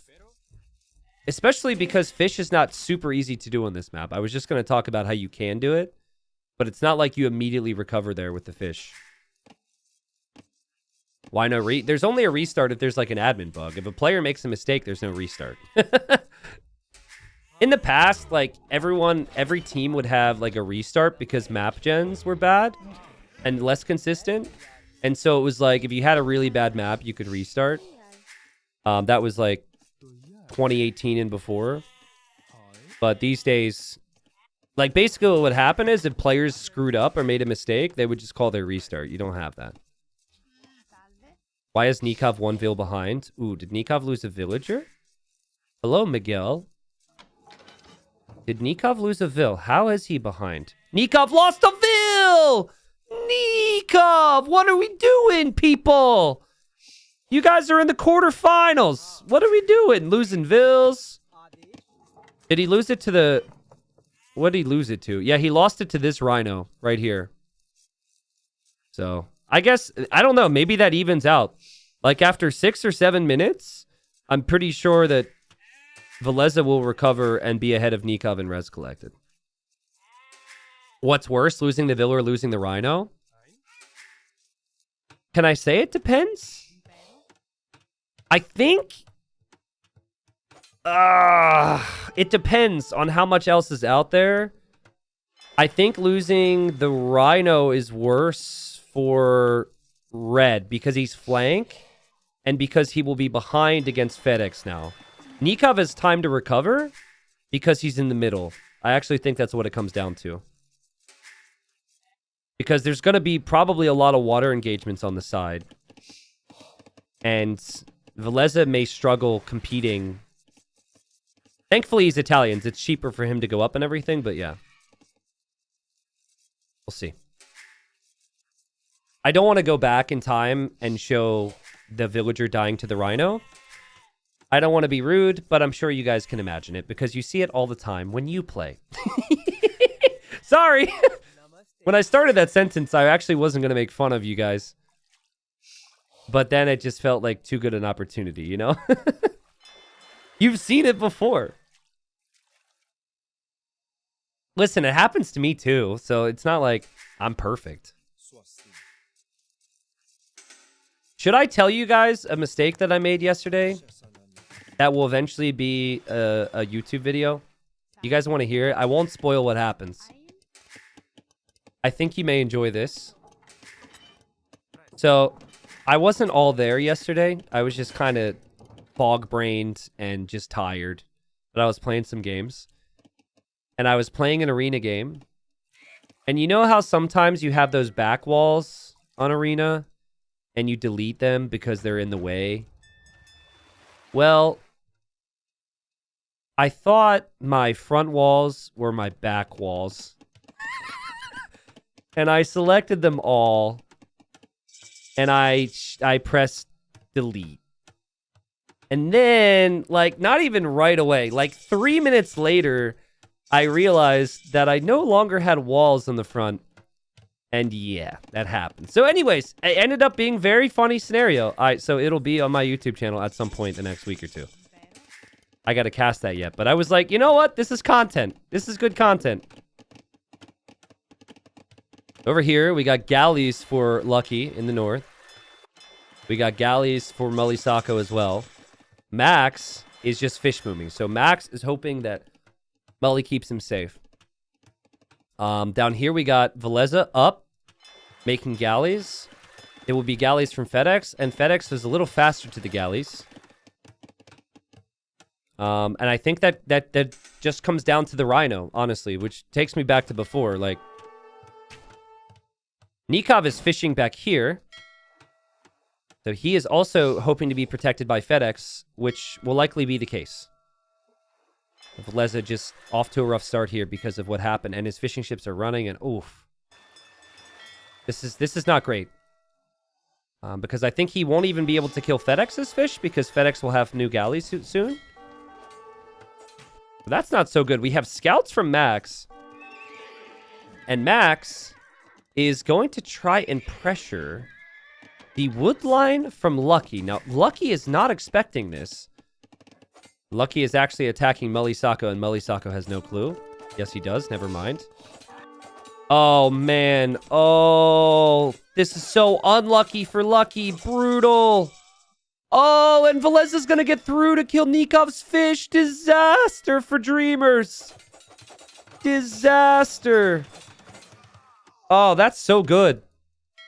Because what you don't want is you don't want Nikov losing fish. Just like on the other side, Max isn't losing fish. And so Max is destroying Blue. Like, Blue is just dead. And then his fish are safe. It's come at no cost to the team. And I guess FedEx got a little too greedy there running forward. Like, I thought FedEx was going to be fine, but he wasn't able to track these two galleys. And Nikov basically loses everything here. He's going to lose all of them. Oh, man. And now the scouts could also hit Nikov here. This could get worse. So what was the play? I guess Nikov was just going to go fast castle boom. And I wonder, I think they expected, because that seems like a good play, I think they probably expected that Max would do the same here. That's my explanation for this. So they never even thought to pre-wall or even look to see what Max was doing. Meanwhile, on water, Mulisako has killed Blue because Blue, because he just lost all his vills. My neighbor is, mowing his freaking lawn right now. You guys can't hear that, right? I try and send out a memo of the Age of Empires 2 tournament schedule, you know? I'm like, listen, World Desert Championships are happening from this date. Please refrain from mowing lawns or setting off fireworks or, whatever you people do on these dates. The problem is there's events all the time. So what happens is they never get to mow at all. But that's okay with me because then the stream is preserved. You can't hear it. Okay, cool. I'm kidding. I don't do that. That would be kind of a crappy move. They can live their lives. Max is... Dude, this brings back memories. Who is old and who is very happy to see the one singular villager just snuck along the edge of the map with the stable right now? This is Max confirmed. Let's go. Take me back to Hidden Cup 2, baby. Where I embarrassed myself by not guessing it was Max countless times. Oh, it's painful to go back and watch. It's painful to go back and watch that. There's a little bit of an attack here. I don't think it really is anything. I think it's just the starting scout from Nikov. And, Nikov's going to be in Castle Age at a decent time, but Max is already up. And this game feels like it has just not gone according to plan at all. FedEx as well. FedEx has not farmed whatsoever. He hasn't clicked up at all. Velez is already up. This game seems kind of over right now. And I think it will be over once Max breaks into Blue's base again. Or maybe stops a TC from Nikov. Or maybe when they just see the uptimes. So Max in the final of Hidden Cup 2 is one of the greatest AoE moments ever. I agree. It's one of the best finals ever of any event. The whole storyline was crazy. I think some people won't be able to stomach the graphics when they look back. But, the Final Four there was crazy. I remember when people speculated it was MBL versus Viper, and then the way that series started with the instant lame from I think MBL was just so sick. Who's this purple finish guy? This is his name. He's been around. He's not new. He's not new, but you probably wouldn't have seen a lot of him because he's 2300, which is obviously high elo, but you don't really get a lot of screen time. Yeah, that was back when in Vivi's prime, so I was guessing Vivi a lot as well. Lucky comes through just to try and kill the fish, and he fails to do so. Max lands a nice little demo. And there is an overchop here. And Lucky continues to be very unlucky. Max just scoops right in. And Blue is going to be like, guys, can we resign, please? Can we please quit? This is bad. Oh, he doesn't even notice. Or maybe he's telling his team right now. Come on. Next game, please. FedEx is like, I'm winning water, though. This is fine. The Blue's like, I'm 25 pop, man. Max will just send that pressure over to Nikov. Nikov did add fishing ships again. So there is that. And, you know, props to him for that. He is on the second TC already. But they don't have a teammate. Look at this from Finland. Look at that. Connecting the walls. That's really simple, but it's not something a lot of teams would do. And actually, Max did it here as well. So they have built up towards the others and made a massive little team wall. Bit of a double negative to say massive little, but you know what I mean. Camels from Nikov are trying to get some raids, but there's TCs back here for Max. So Max is going to be completely fine. So Blue's out of the game. FedEx will drop his second town center. You know, Hindustanis are a really good civ. So that is maybe one of the reasons they play on here. They haven't been killed. It's hard for the opponents to do a lot more damage for them. Or to them right now. But, like, this is bad.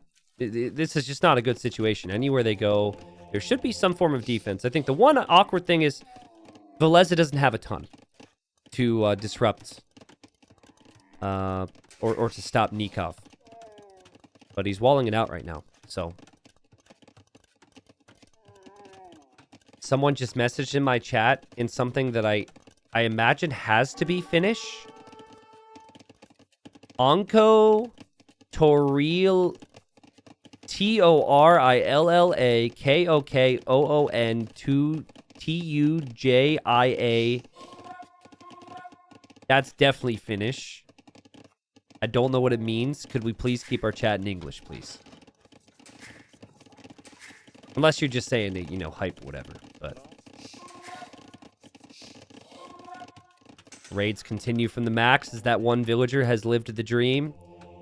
The Max dream. He's building up a small little base in the north of the opponent. It makes me happy to see Suomi doing so well. They've looked really good. But I also am really happy with how Dreamers have played. Like, I think they're going to be just fine here. I would imagine they're going to be able to bounce back with the next home map. And I almost expect it because of how good they are. Lucky makes it to Castle H. Hype. There we go. And still giving their team a chance. You know, maybe Veleza is going to make a mistake out of nowhere. But that seems unlikely. Veleza's going to drop a castle soon. Well, Isako's going to drop a castle soon. And so then there could be quite a few more units on the field to deal with. Nikov's boom. FedEx's boom. All really solid. FedEx is adding a lot of fish. So that's the main portion of his boom. I wonder if it's worth it to castle here and then win the water back. If you're Veleza. Because I think a castle right on FedEx's face makes way more sense. But then again, there's like 20 fishing ships out there. So if you knew about that, you could castle, you could get more docks down, and you could eventually kill that. Castle at home, safe, is also the play if you're already winning. So don't want to take too many big risks. To be fair, as a Finn, Max has home field advantage here because he's hiding in the woods. That's true. Oh, he's at home. He's in his backyard right now. That's funny. You want to hear something? You want to hear a crazy interaction I had with the Finns? So it was 2019. And I was taking a taxi to NAC3 with the Max. And Max, he opened up a lot that week, but the first time we met in person was, I think, 2018 or something. Anyways, he doesn't really talk much, or he didn't at that time. So Rubenstock had not played for like many months leading up to the event. And I asked Max, because I didn't know what to talk about. He wasn't talking. He was really silent. Hold on, big fight, big fight, big fight. I think this is going to be fine for Max. You know, he's not going to lose the push. So anyways, I say to Max, right? I'm like, so Max, like, what's Rubenstock up to? And Max goes, he's picking mushrooms. I'm like, wait, what? He's what? He's picking mushrooms. That's all he kept saying. He's picking mushrooms. I'm like, well, is that like for what? Like, what? He explained. Max goes on to explain how Rubenstock was not playing Age of Empires 2 because his job was to pick wild mushrooms and deliver them to local restaurants in his town. And I asked Rubenstock about it, and he was like, yeah, it's really fun. Also, big push here. And I was like, well, that's the most Rubenstock job ever. If you've ever seen a photo of Rubenstock, seen the dude play, you're like, yep, that's pretty much on par. On par with what I would have thought. So, FedEx is hitting Veleza and doing some real damage. But I do think Veleza can kind of leave this TC. I don't know if he still picks mushrooms, by the way. Like, that was years ago. I'm not sure, but Rubenstock's an amazing guy. Rubenstock is the only pro player that has ever met me and immediately said, oh my god, I'm so happy you made that video about me or whatever. He was fanboying super hard about the Legend of Rubenstock video back when I met him at ECL. And he's just such a fun personality, dude. Like, the longest game ever could not have had better players in it for what it was. Or not, it's not like, I forget what the title was, the 95-hour game. Blue is dead. Blue is out of the game. Like, he is not in a good spot. It will probably not get much better. Nikov is still in. And, you know, he's been... Max is building up this massive little army behind them in the woods and everything. FedEx is also still in. And FedEx is an imp. A sick game from FedEx, honestly. Max might need to help against this. This would be a crazy comeback for Dreamers. It's essentially 2 versus 3 right now. I think it's kind of tough to know what to make right now if you're Veleza against the Siege. But against the War Wagons, the Genoese crossbow will actually be a fine choice. And so he gave up that TC. He's doing his best to just hold here. And these are still Castle Age Genoese and they're eating. So he needs to just wait till Imp. Wait till he gets the Imp upgrades. Nikov trying to clear up the sneak. I think the villager died, sadly. And Nikov will actually put an end to this. Max's main base is completely untouched. And then Nikov's going to have to spend a lot of time clearing this up. But yeah, also, Blue has been siege towered? I don't know how the crossbows got through. They might have been through before. There's crossbows headed this way to hit Nikov. There's a crossbow here that denied a TC. There's army around here from Purple. Like, that's the third player. Purple's got a bigger economy than anyone on the team, actually. And so, yeah, I mean, it's just become so complicated. So I think it's a good fight. Like, really well played from FedEx. I actually love the fact that they didn't give up right away. A lot of teams would. But every win counts for so much here.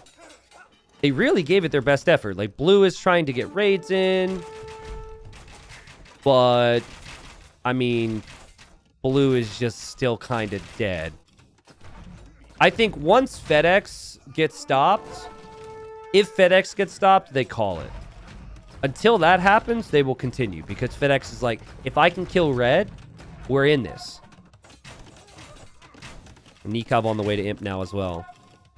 FedEx going for the classic arena comp. Getting Onager right now, but he does lose his mangonels before that upgrade.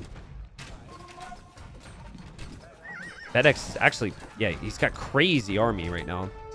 But there's always going to be purple larbs in the eco, it seems. And Blue lost the main base. Castle for Nikov. Uh-oh, no, Nikov, Nikov, Nikov, Nikov! This castle's going to go up for Nikov, but it could just get trebbed down. And the GG's called.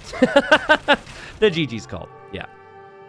FedEx was actually still taking a good fight, but I think, like, it got past the point where Nikov could even do anything, and he knew this was over, so. Honestly, a lot of this came down to the start. It was 2 separate things. It was the fact that Veleza got those 2 galleys in to hit Nikov's fish. But the big one was Max this game. Max carried really hard, and he killed all those villagers from blue. Ultimately, then, blue loses water. They were trade cogging? Max was starting to add trade cogs. A legend. But yeah, like, Max's fish was completely safe. His scouts just disrupted everybody. He just distracted everybody with this little forward base the whole time.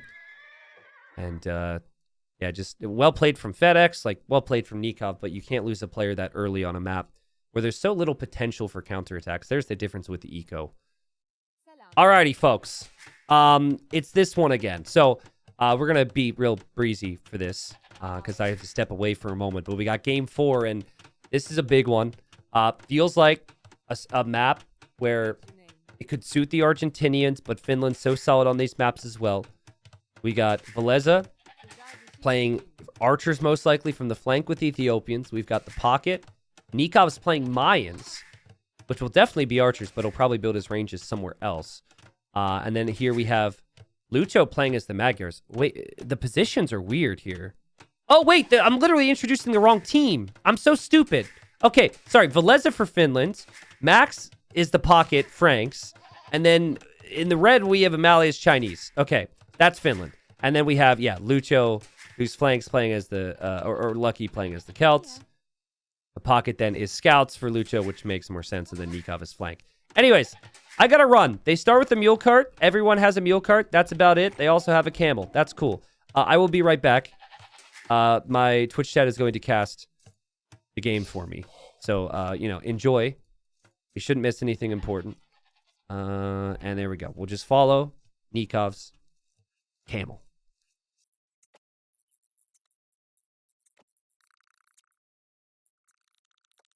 All right. The good news is we actually lost viewers when I left.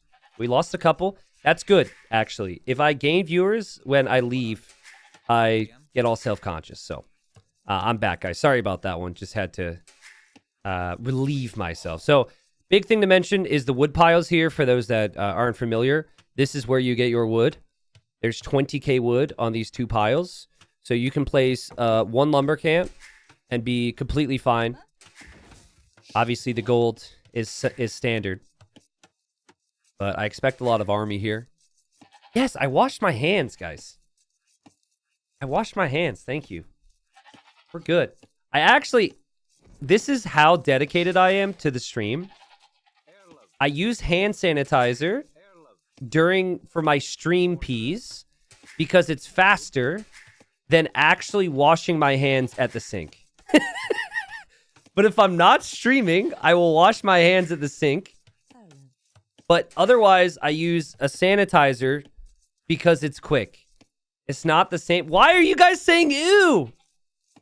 So you didn't wash your hands? There's nothing wrong with that. It kills germs, right? Don't you... You guys are the worst. I know it's not the same, but it...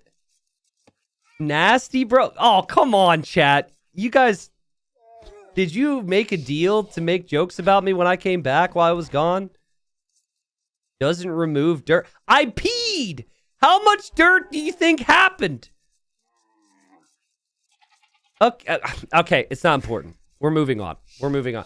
Thank you, Battle Chicken, for the 9 months.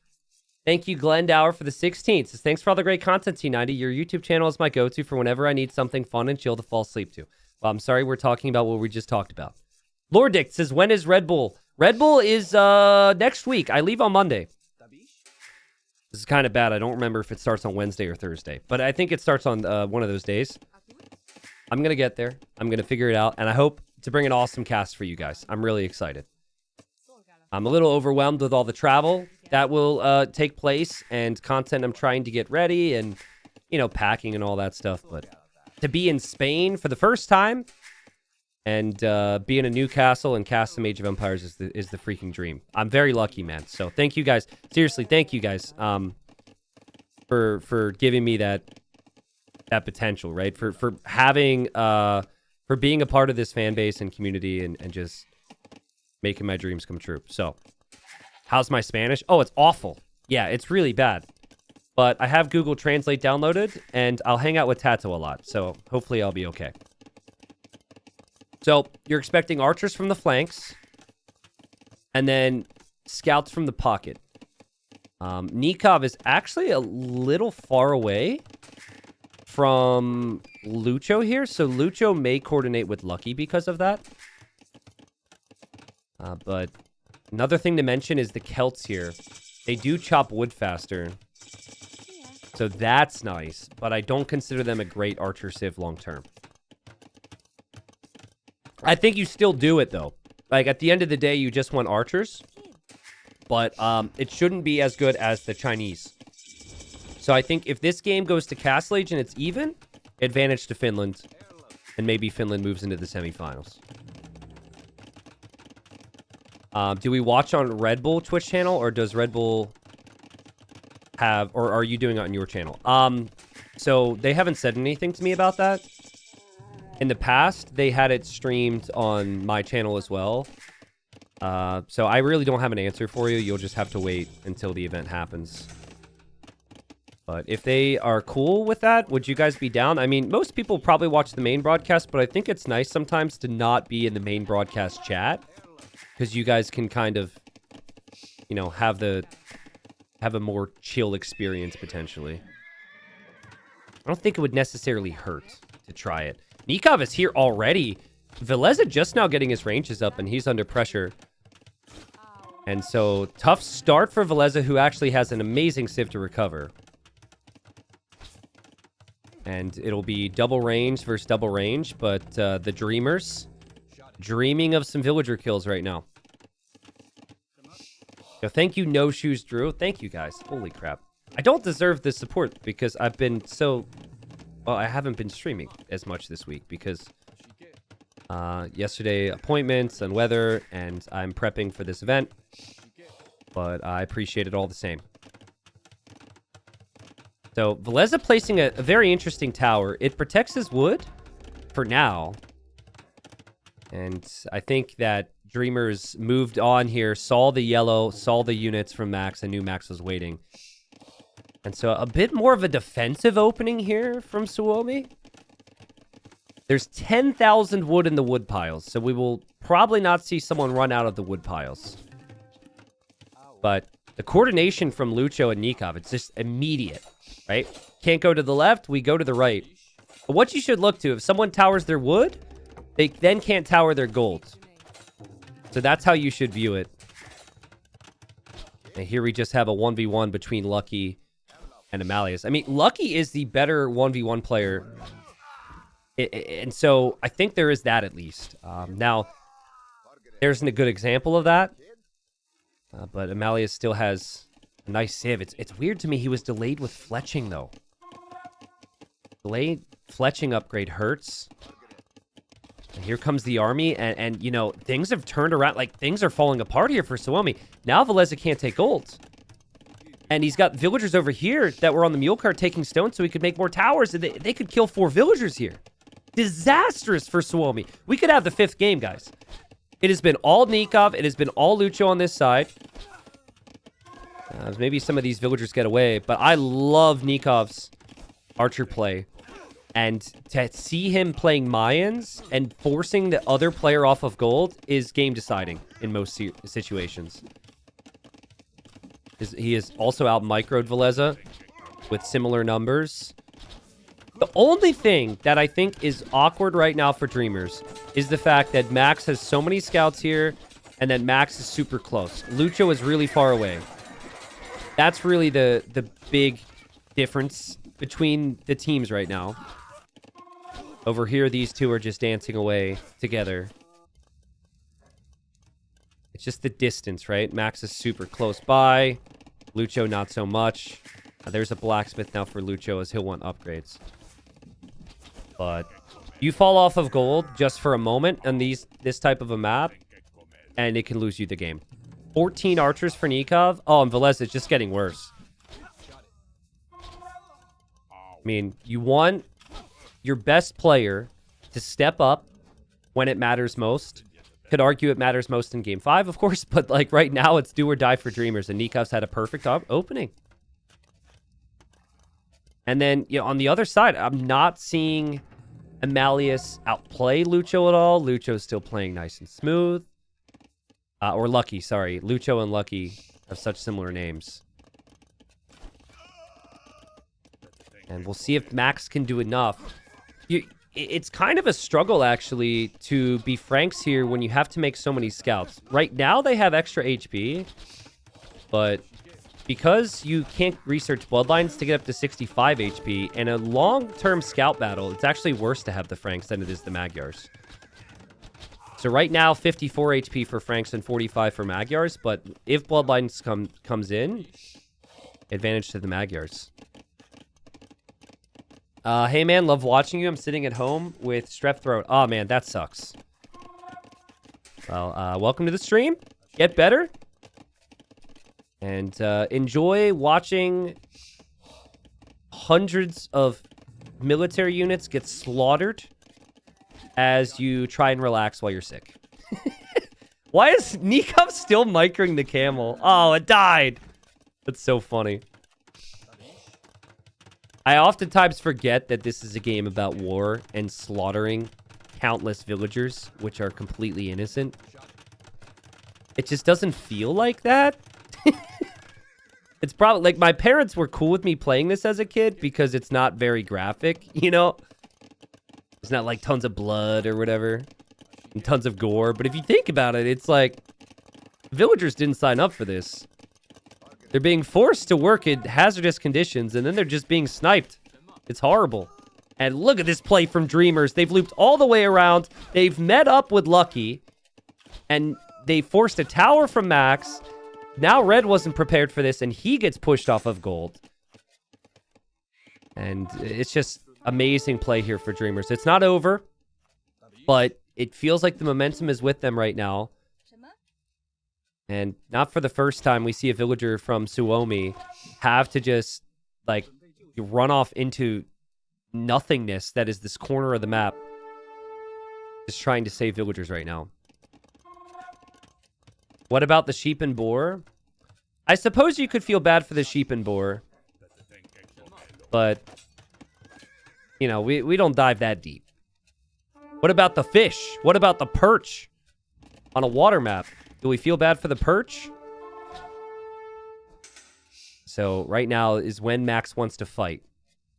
Max has so many scouts, but I mean, Lucho does as well. And Lucho snagged the Bloodlines upgrade now. So now Max's scouts, not as strong. I would say if there was a hope here, if there was a dream, a chance at victory, it would be through Amalius being up to Castle Age faster.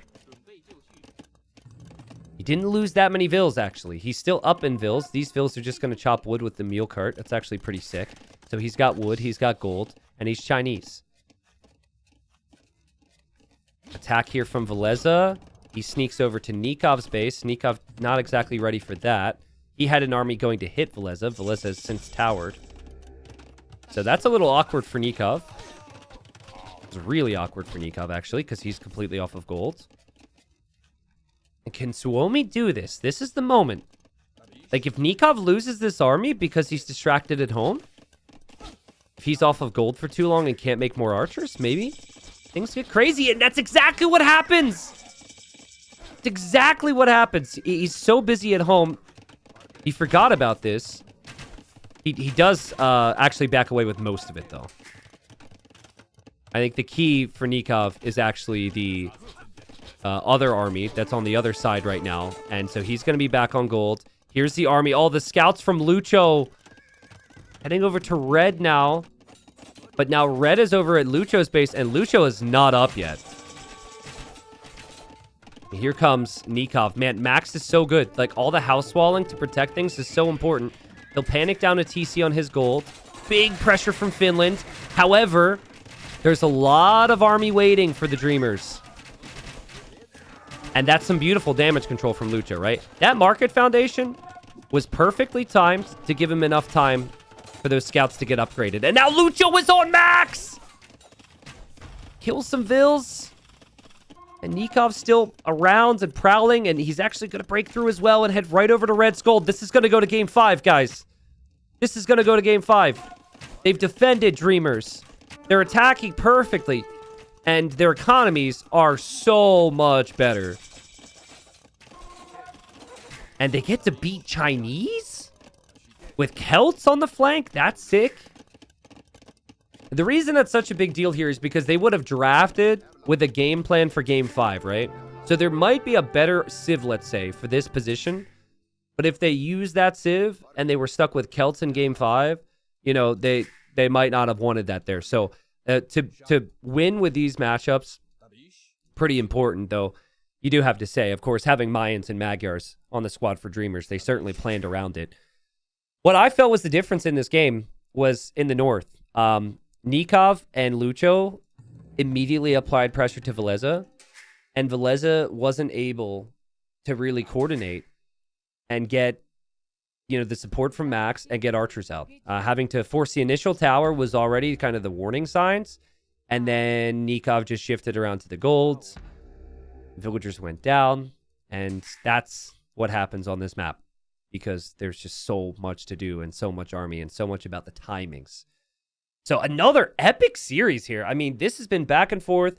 Maybe a slight advantage to Suomi because they will have home map waiting. But beautiful play and a beautiful series. Alrighty.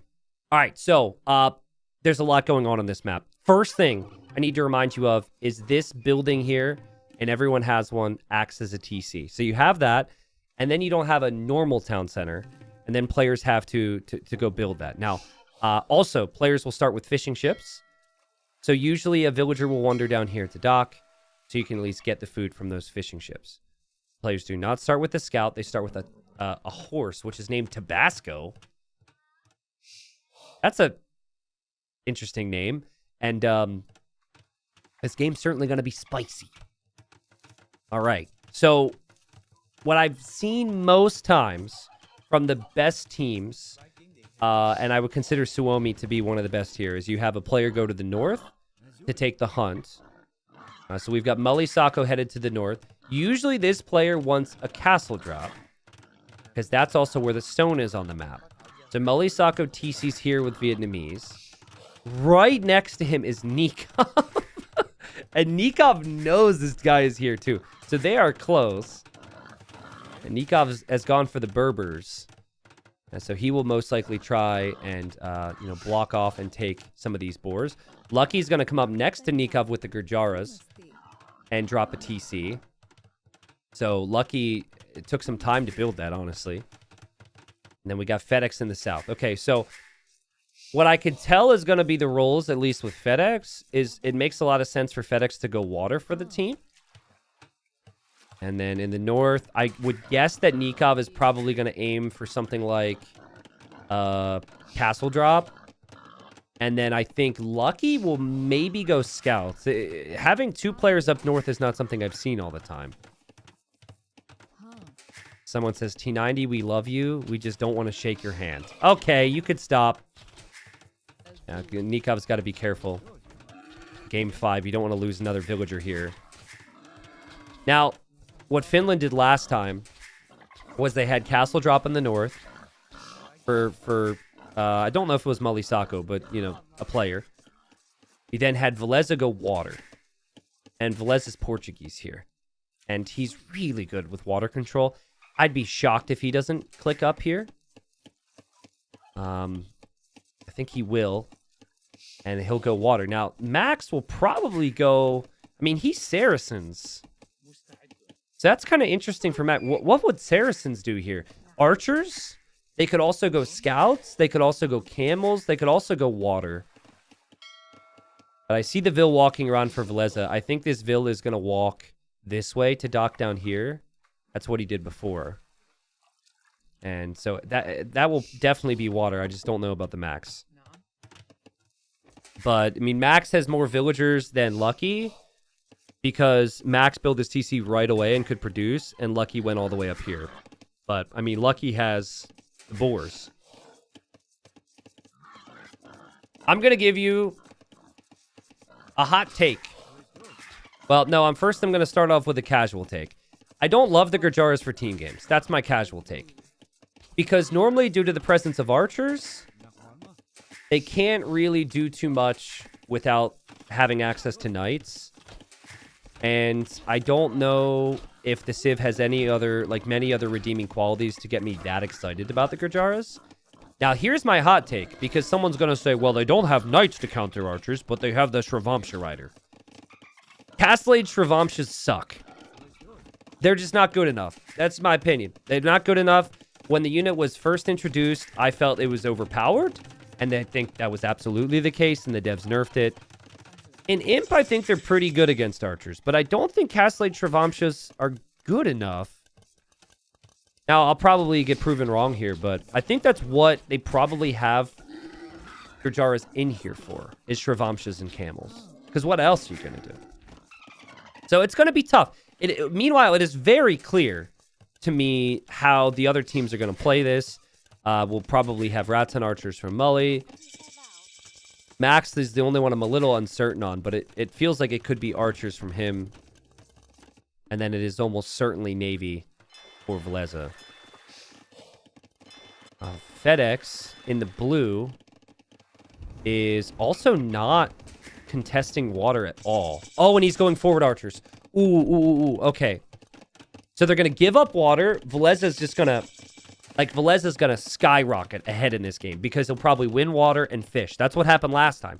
But what also happened last time is Veleza scouted this. He scouted this, and then he towered his gold. And he walled towards his teammates. He just saw this, guys. This is really important.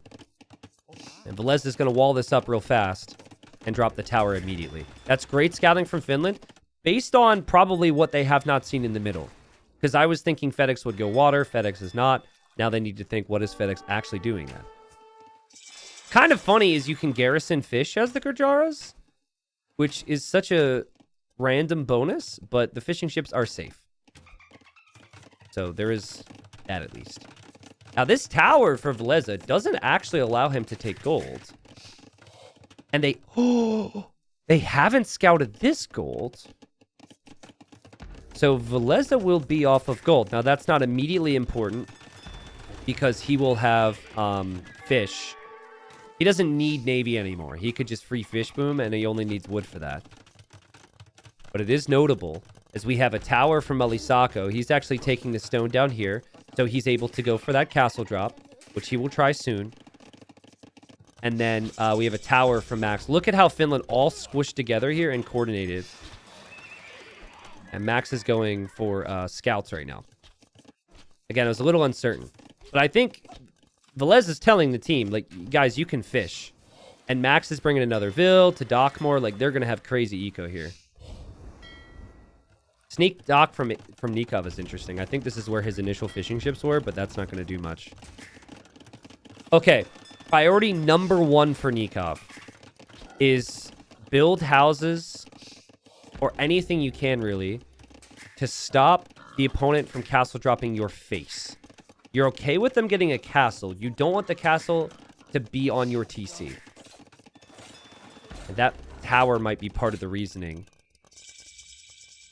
Max's scouts haven't killed much yet. I am a little surprised he didn't go over here to attack this. Or this, right?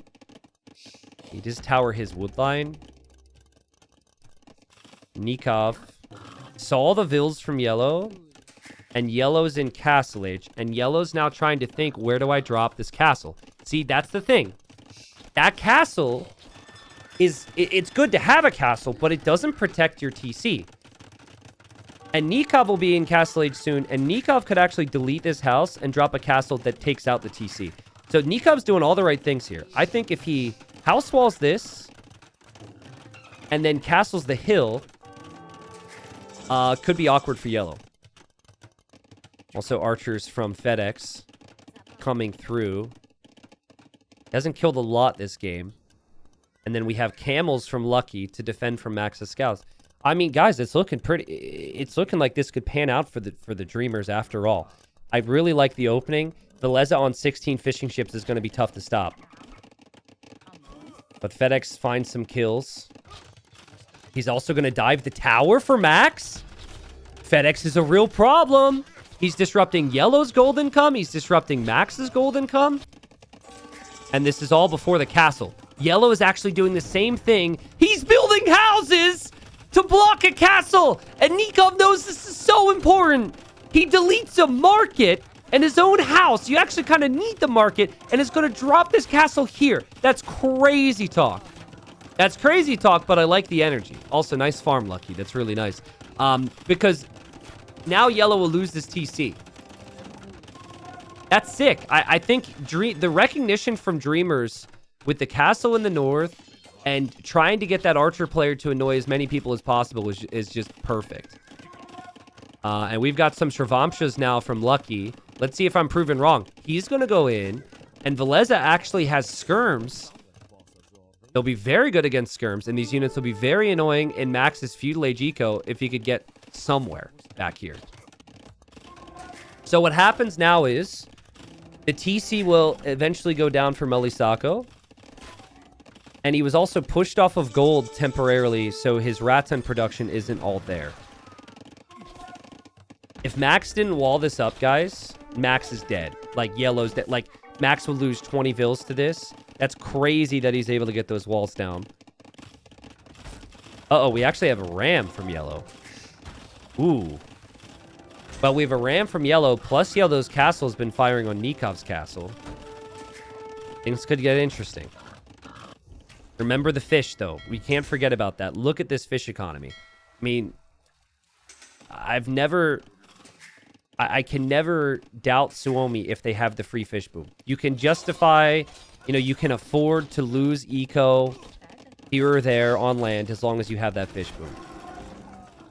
And then also rats and archers are the superior archer long-term against the camel archer.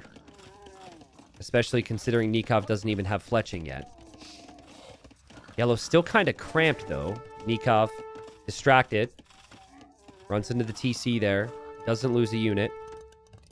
Has a mangonel for the rats and archers. Doesn't get the kill. Still, lots of army around from Lucky.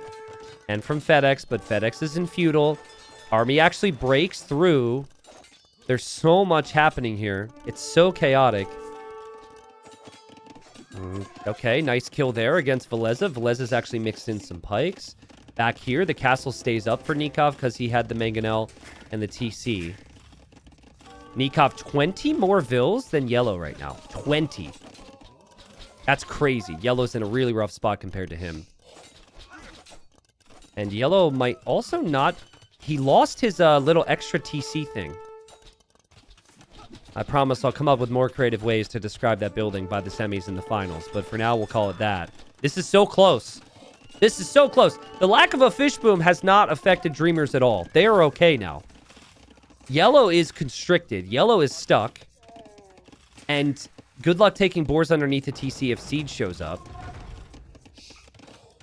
And Veleza doesn't have any real army to fight with. FedEx is forever feudal. But he's always got archers, and he's actually gonna... Oh, he's actually sneaking back on water now. Well, that's interesting. If he can come back on water, they actually win the game. I'm not exaggerating. That would be 30 eco kills. And Finland cannot afford to lose 30 eco anytime soon. Now, I don't think that's gonna happen, because Veleza is paying attention to this. But 1 or 2 demos here, and who knows... He's actually dropping a castle here. He's got other things to worry about. Other communication from his team. Nikov is about to drop another castle. Oh, I would so love that to be right here. It's too risky. You probably just want to kill off yellow. But I would love it to be like an aggressive castle down here. There's knights now from Max, though, so that's probably not an option. FedEx still being patient. I like the fact that he's at least, contesting it. And Nikov about to go for the most important castle he's placed in a very long time. Nikov, castle of his life, maybe? That's a bit extreme. But it's an important one. If it goes up, yellow could be defeated this game. Yellow is going to be completely surrounded. Pops out with the mango. Gets some good hits. Nikov, be careful. Nikov defends. Beautiful defense for Nikov and Dreamers. Beautiful. And then FedEx is back on water. Look at all the fishing ships sail away for Max. All the fishing ships exposed for Veleza. They're still worried about lands, guys, and we can't show it all, right? But there were armies back there they had to deal with. Panic time on the sea, and yellow's surrounded. Dreamers with an eco lead.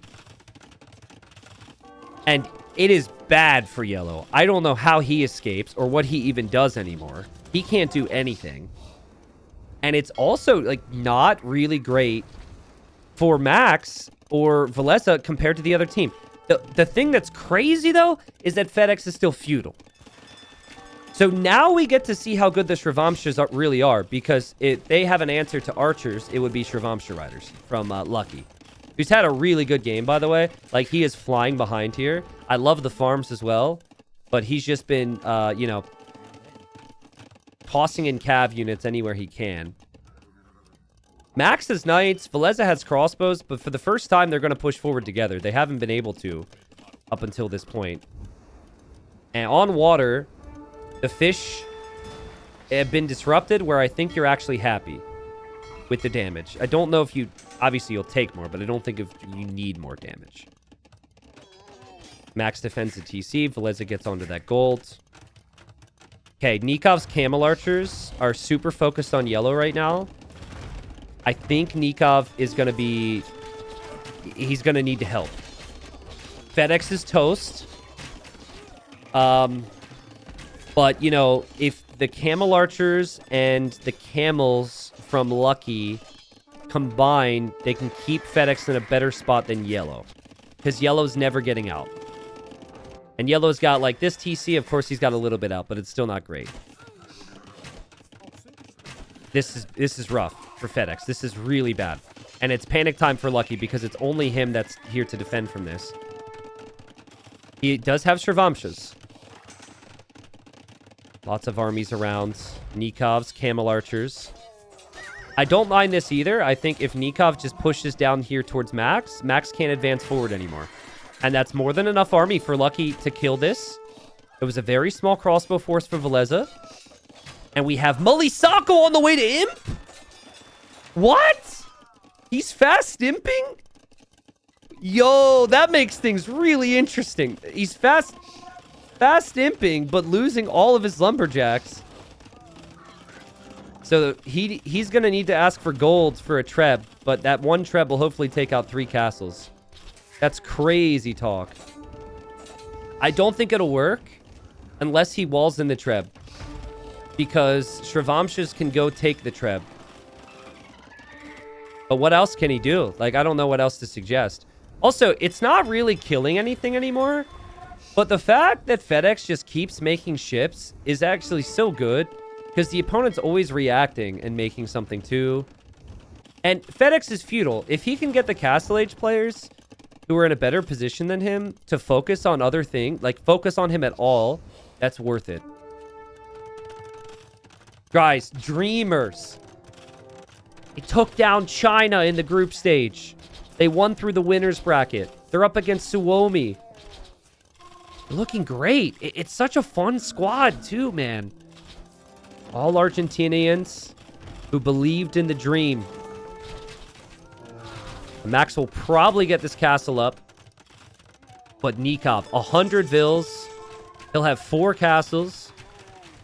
He will probably panic a little bit when he sees Imp for yellow. He's probably like, huh? Like, they might assume Sling there. Like, maybe resources were sent. Here, I'm going to remove market events, actually. Too many people using the market. Yep, just another instance of FedEx just trying to pull some ships away and be a pain. But he's still feudal. The ages are crazy. We have 1 player in Imp, 1 player in feudal, and then the rest of the players in Castle Age. What is that, dude? It's still, like, it's only Nikov and Lucky, and it's going to be up against Max and Veleza. And now this Treb needs to be killed. I think Nikov needs to ask for Shravamshas to go snipe that Treb. And Yellow needs to foresee this and wall that Treb in. Oh! Did you see that? That was sick. He just Trebbed the Mangonel. Okay. I mean, Nikov's going to make his own trebs too. That's also fine. But here come the Shravamshas now. And yellow's going to be completely cooked. FedEx is still not up. FedEx is still producing ships. He just will not let them rest. There go the Shravamshas.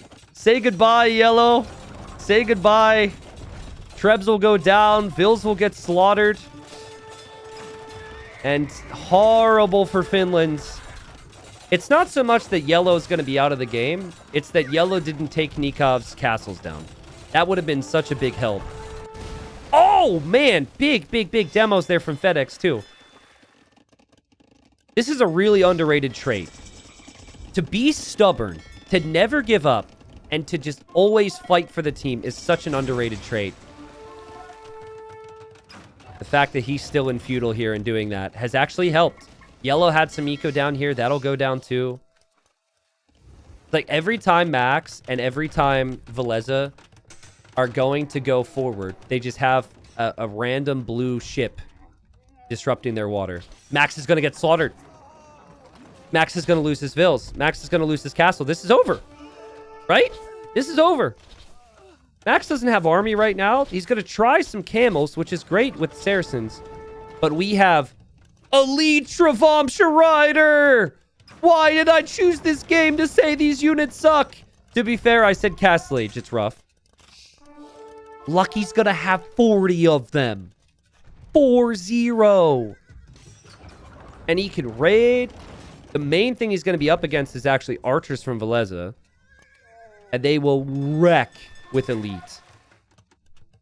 I will show the Eco KD and everything once we determine who moves into the semis, right? I don't want to just toggle data at the bottom right. It's important to see, like, can Suomi get enough army out right now? I think that FedEx could maybe ask for a little bit of food.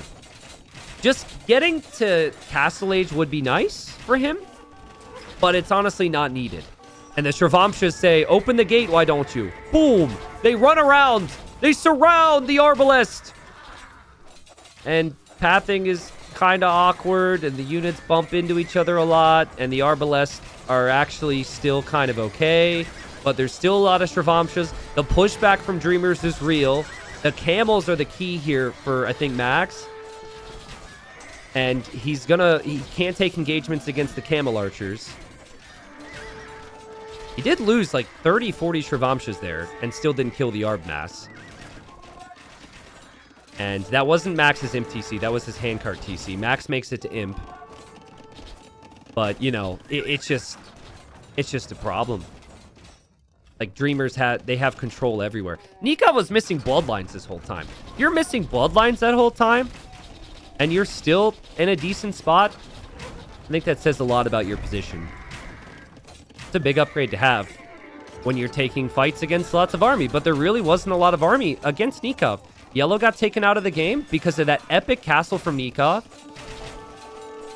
And then Lucky always had, you know, enough army with FedEx to disrupt Max and Veleza.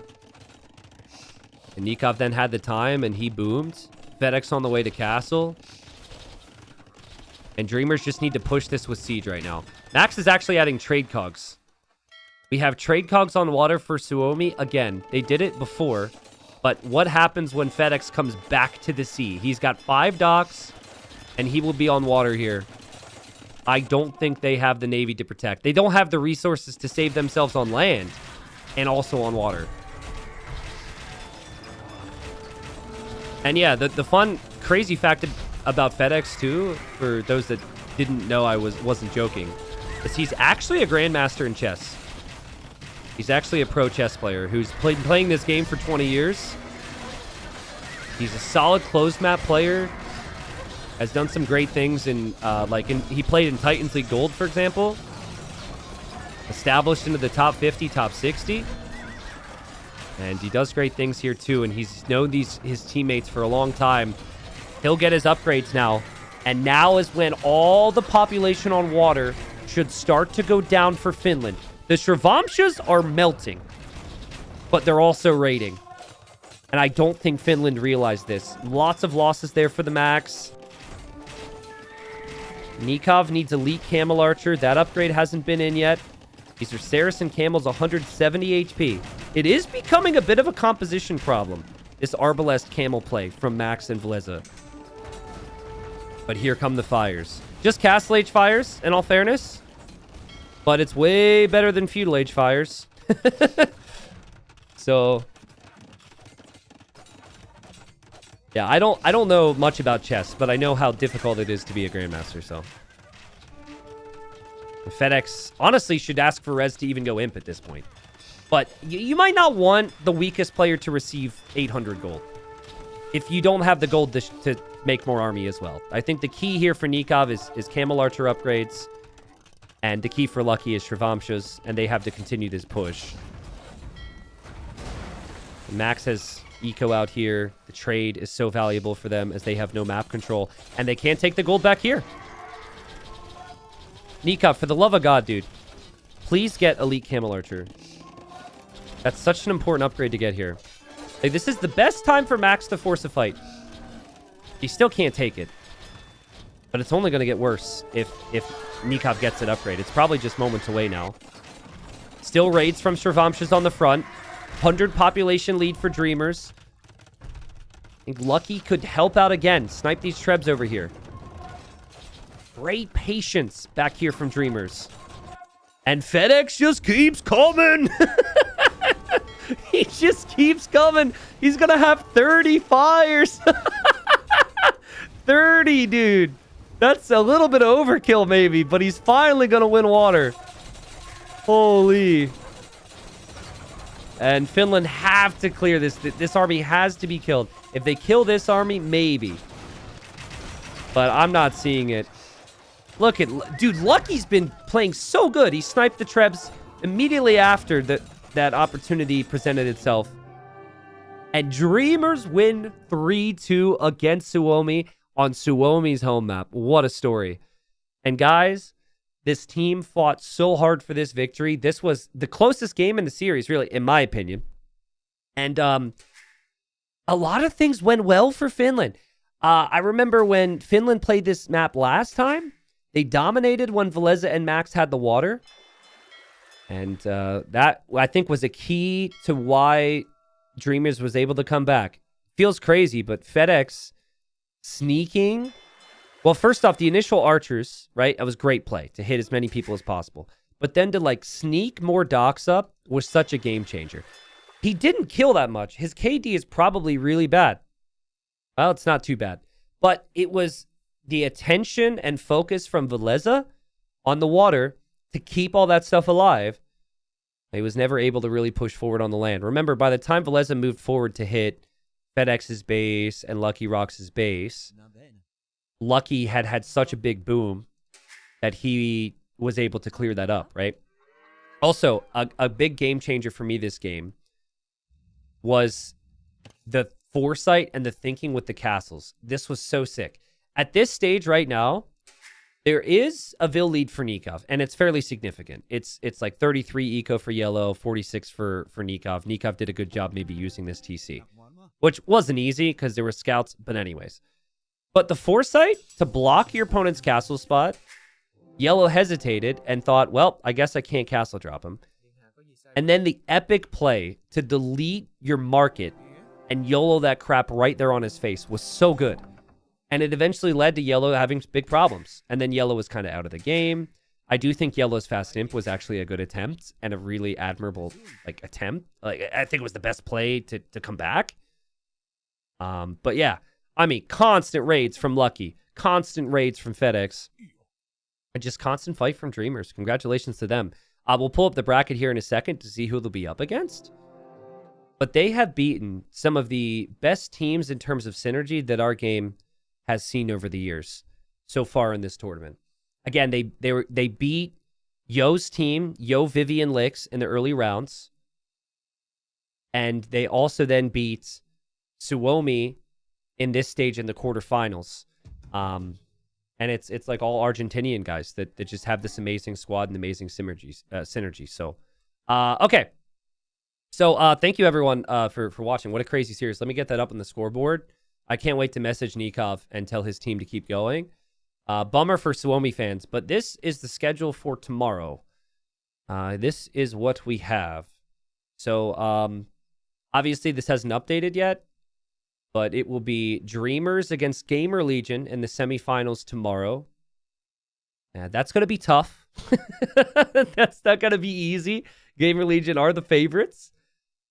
And then we have Barbatacos. So we've got Miguel, Kingston, and Dogal. They beat Fox.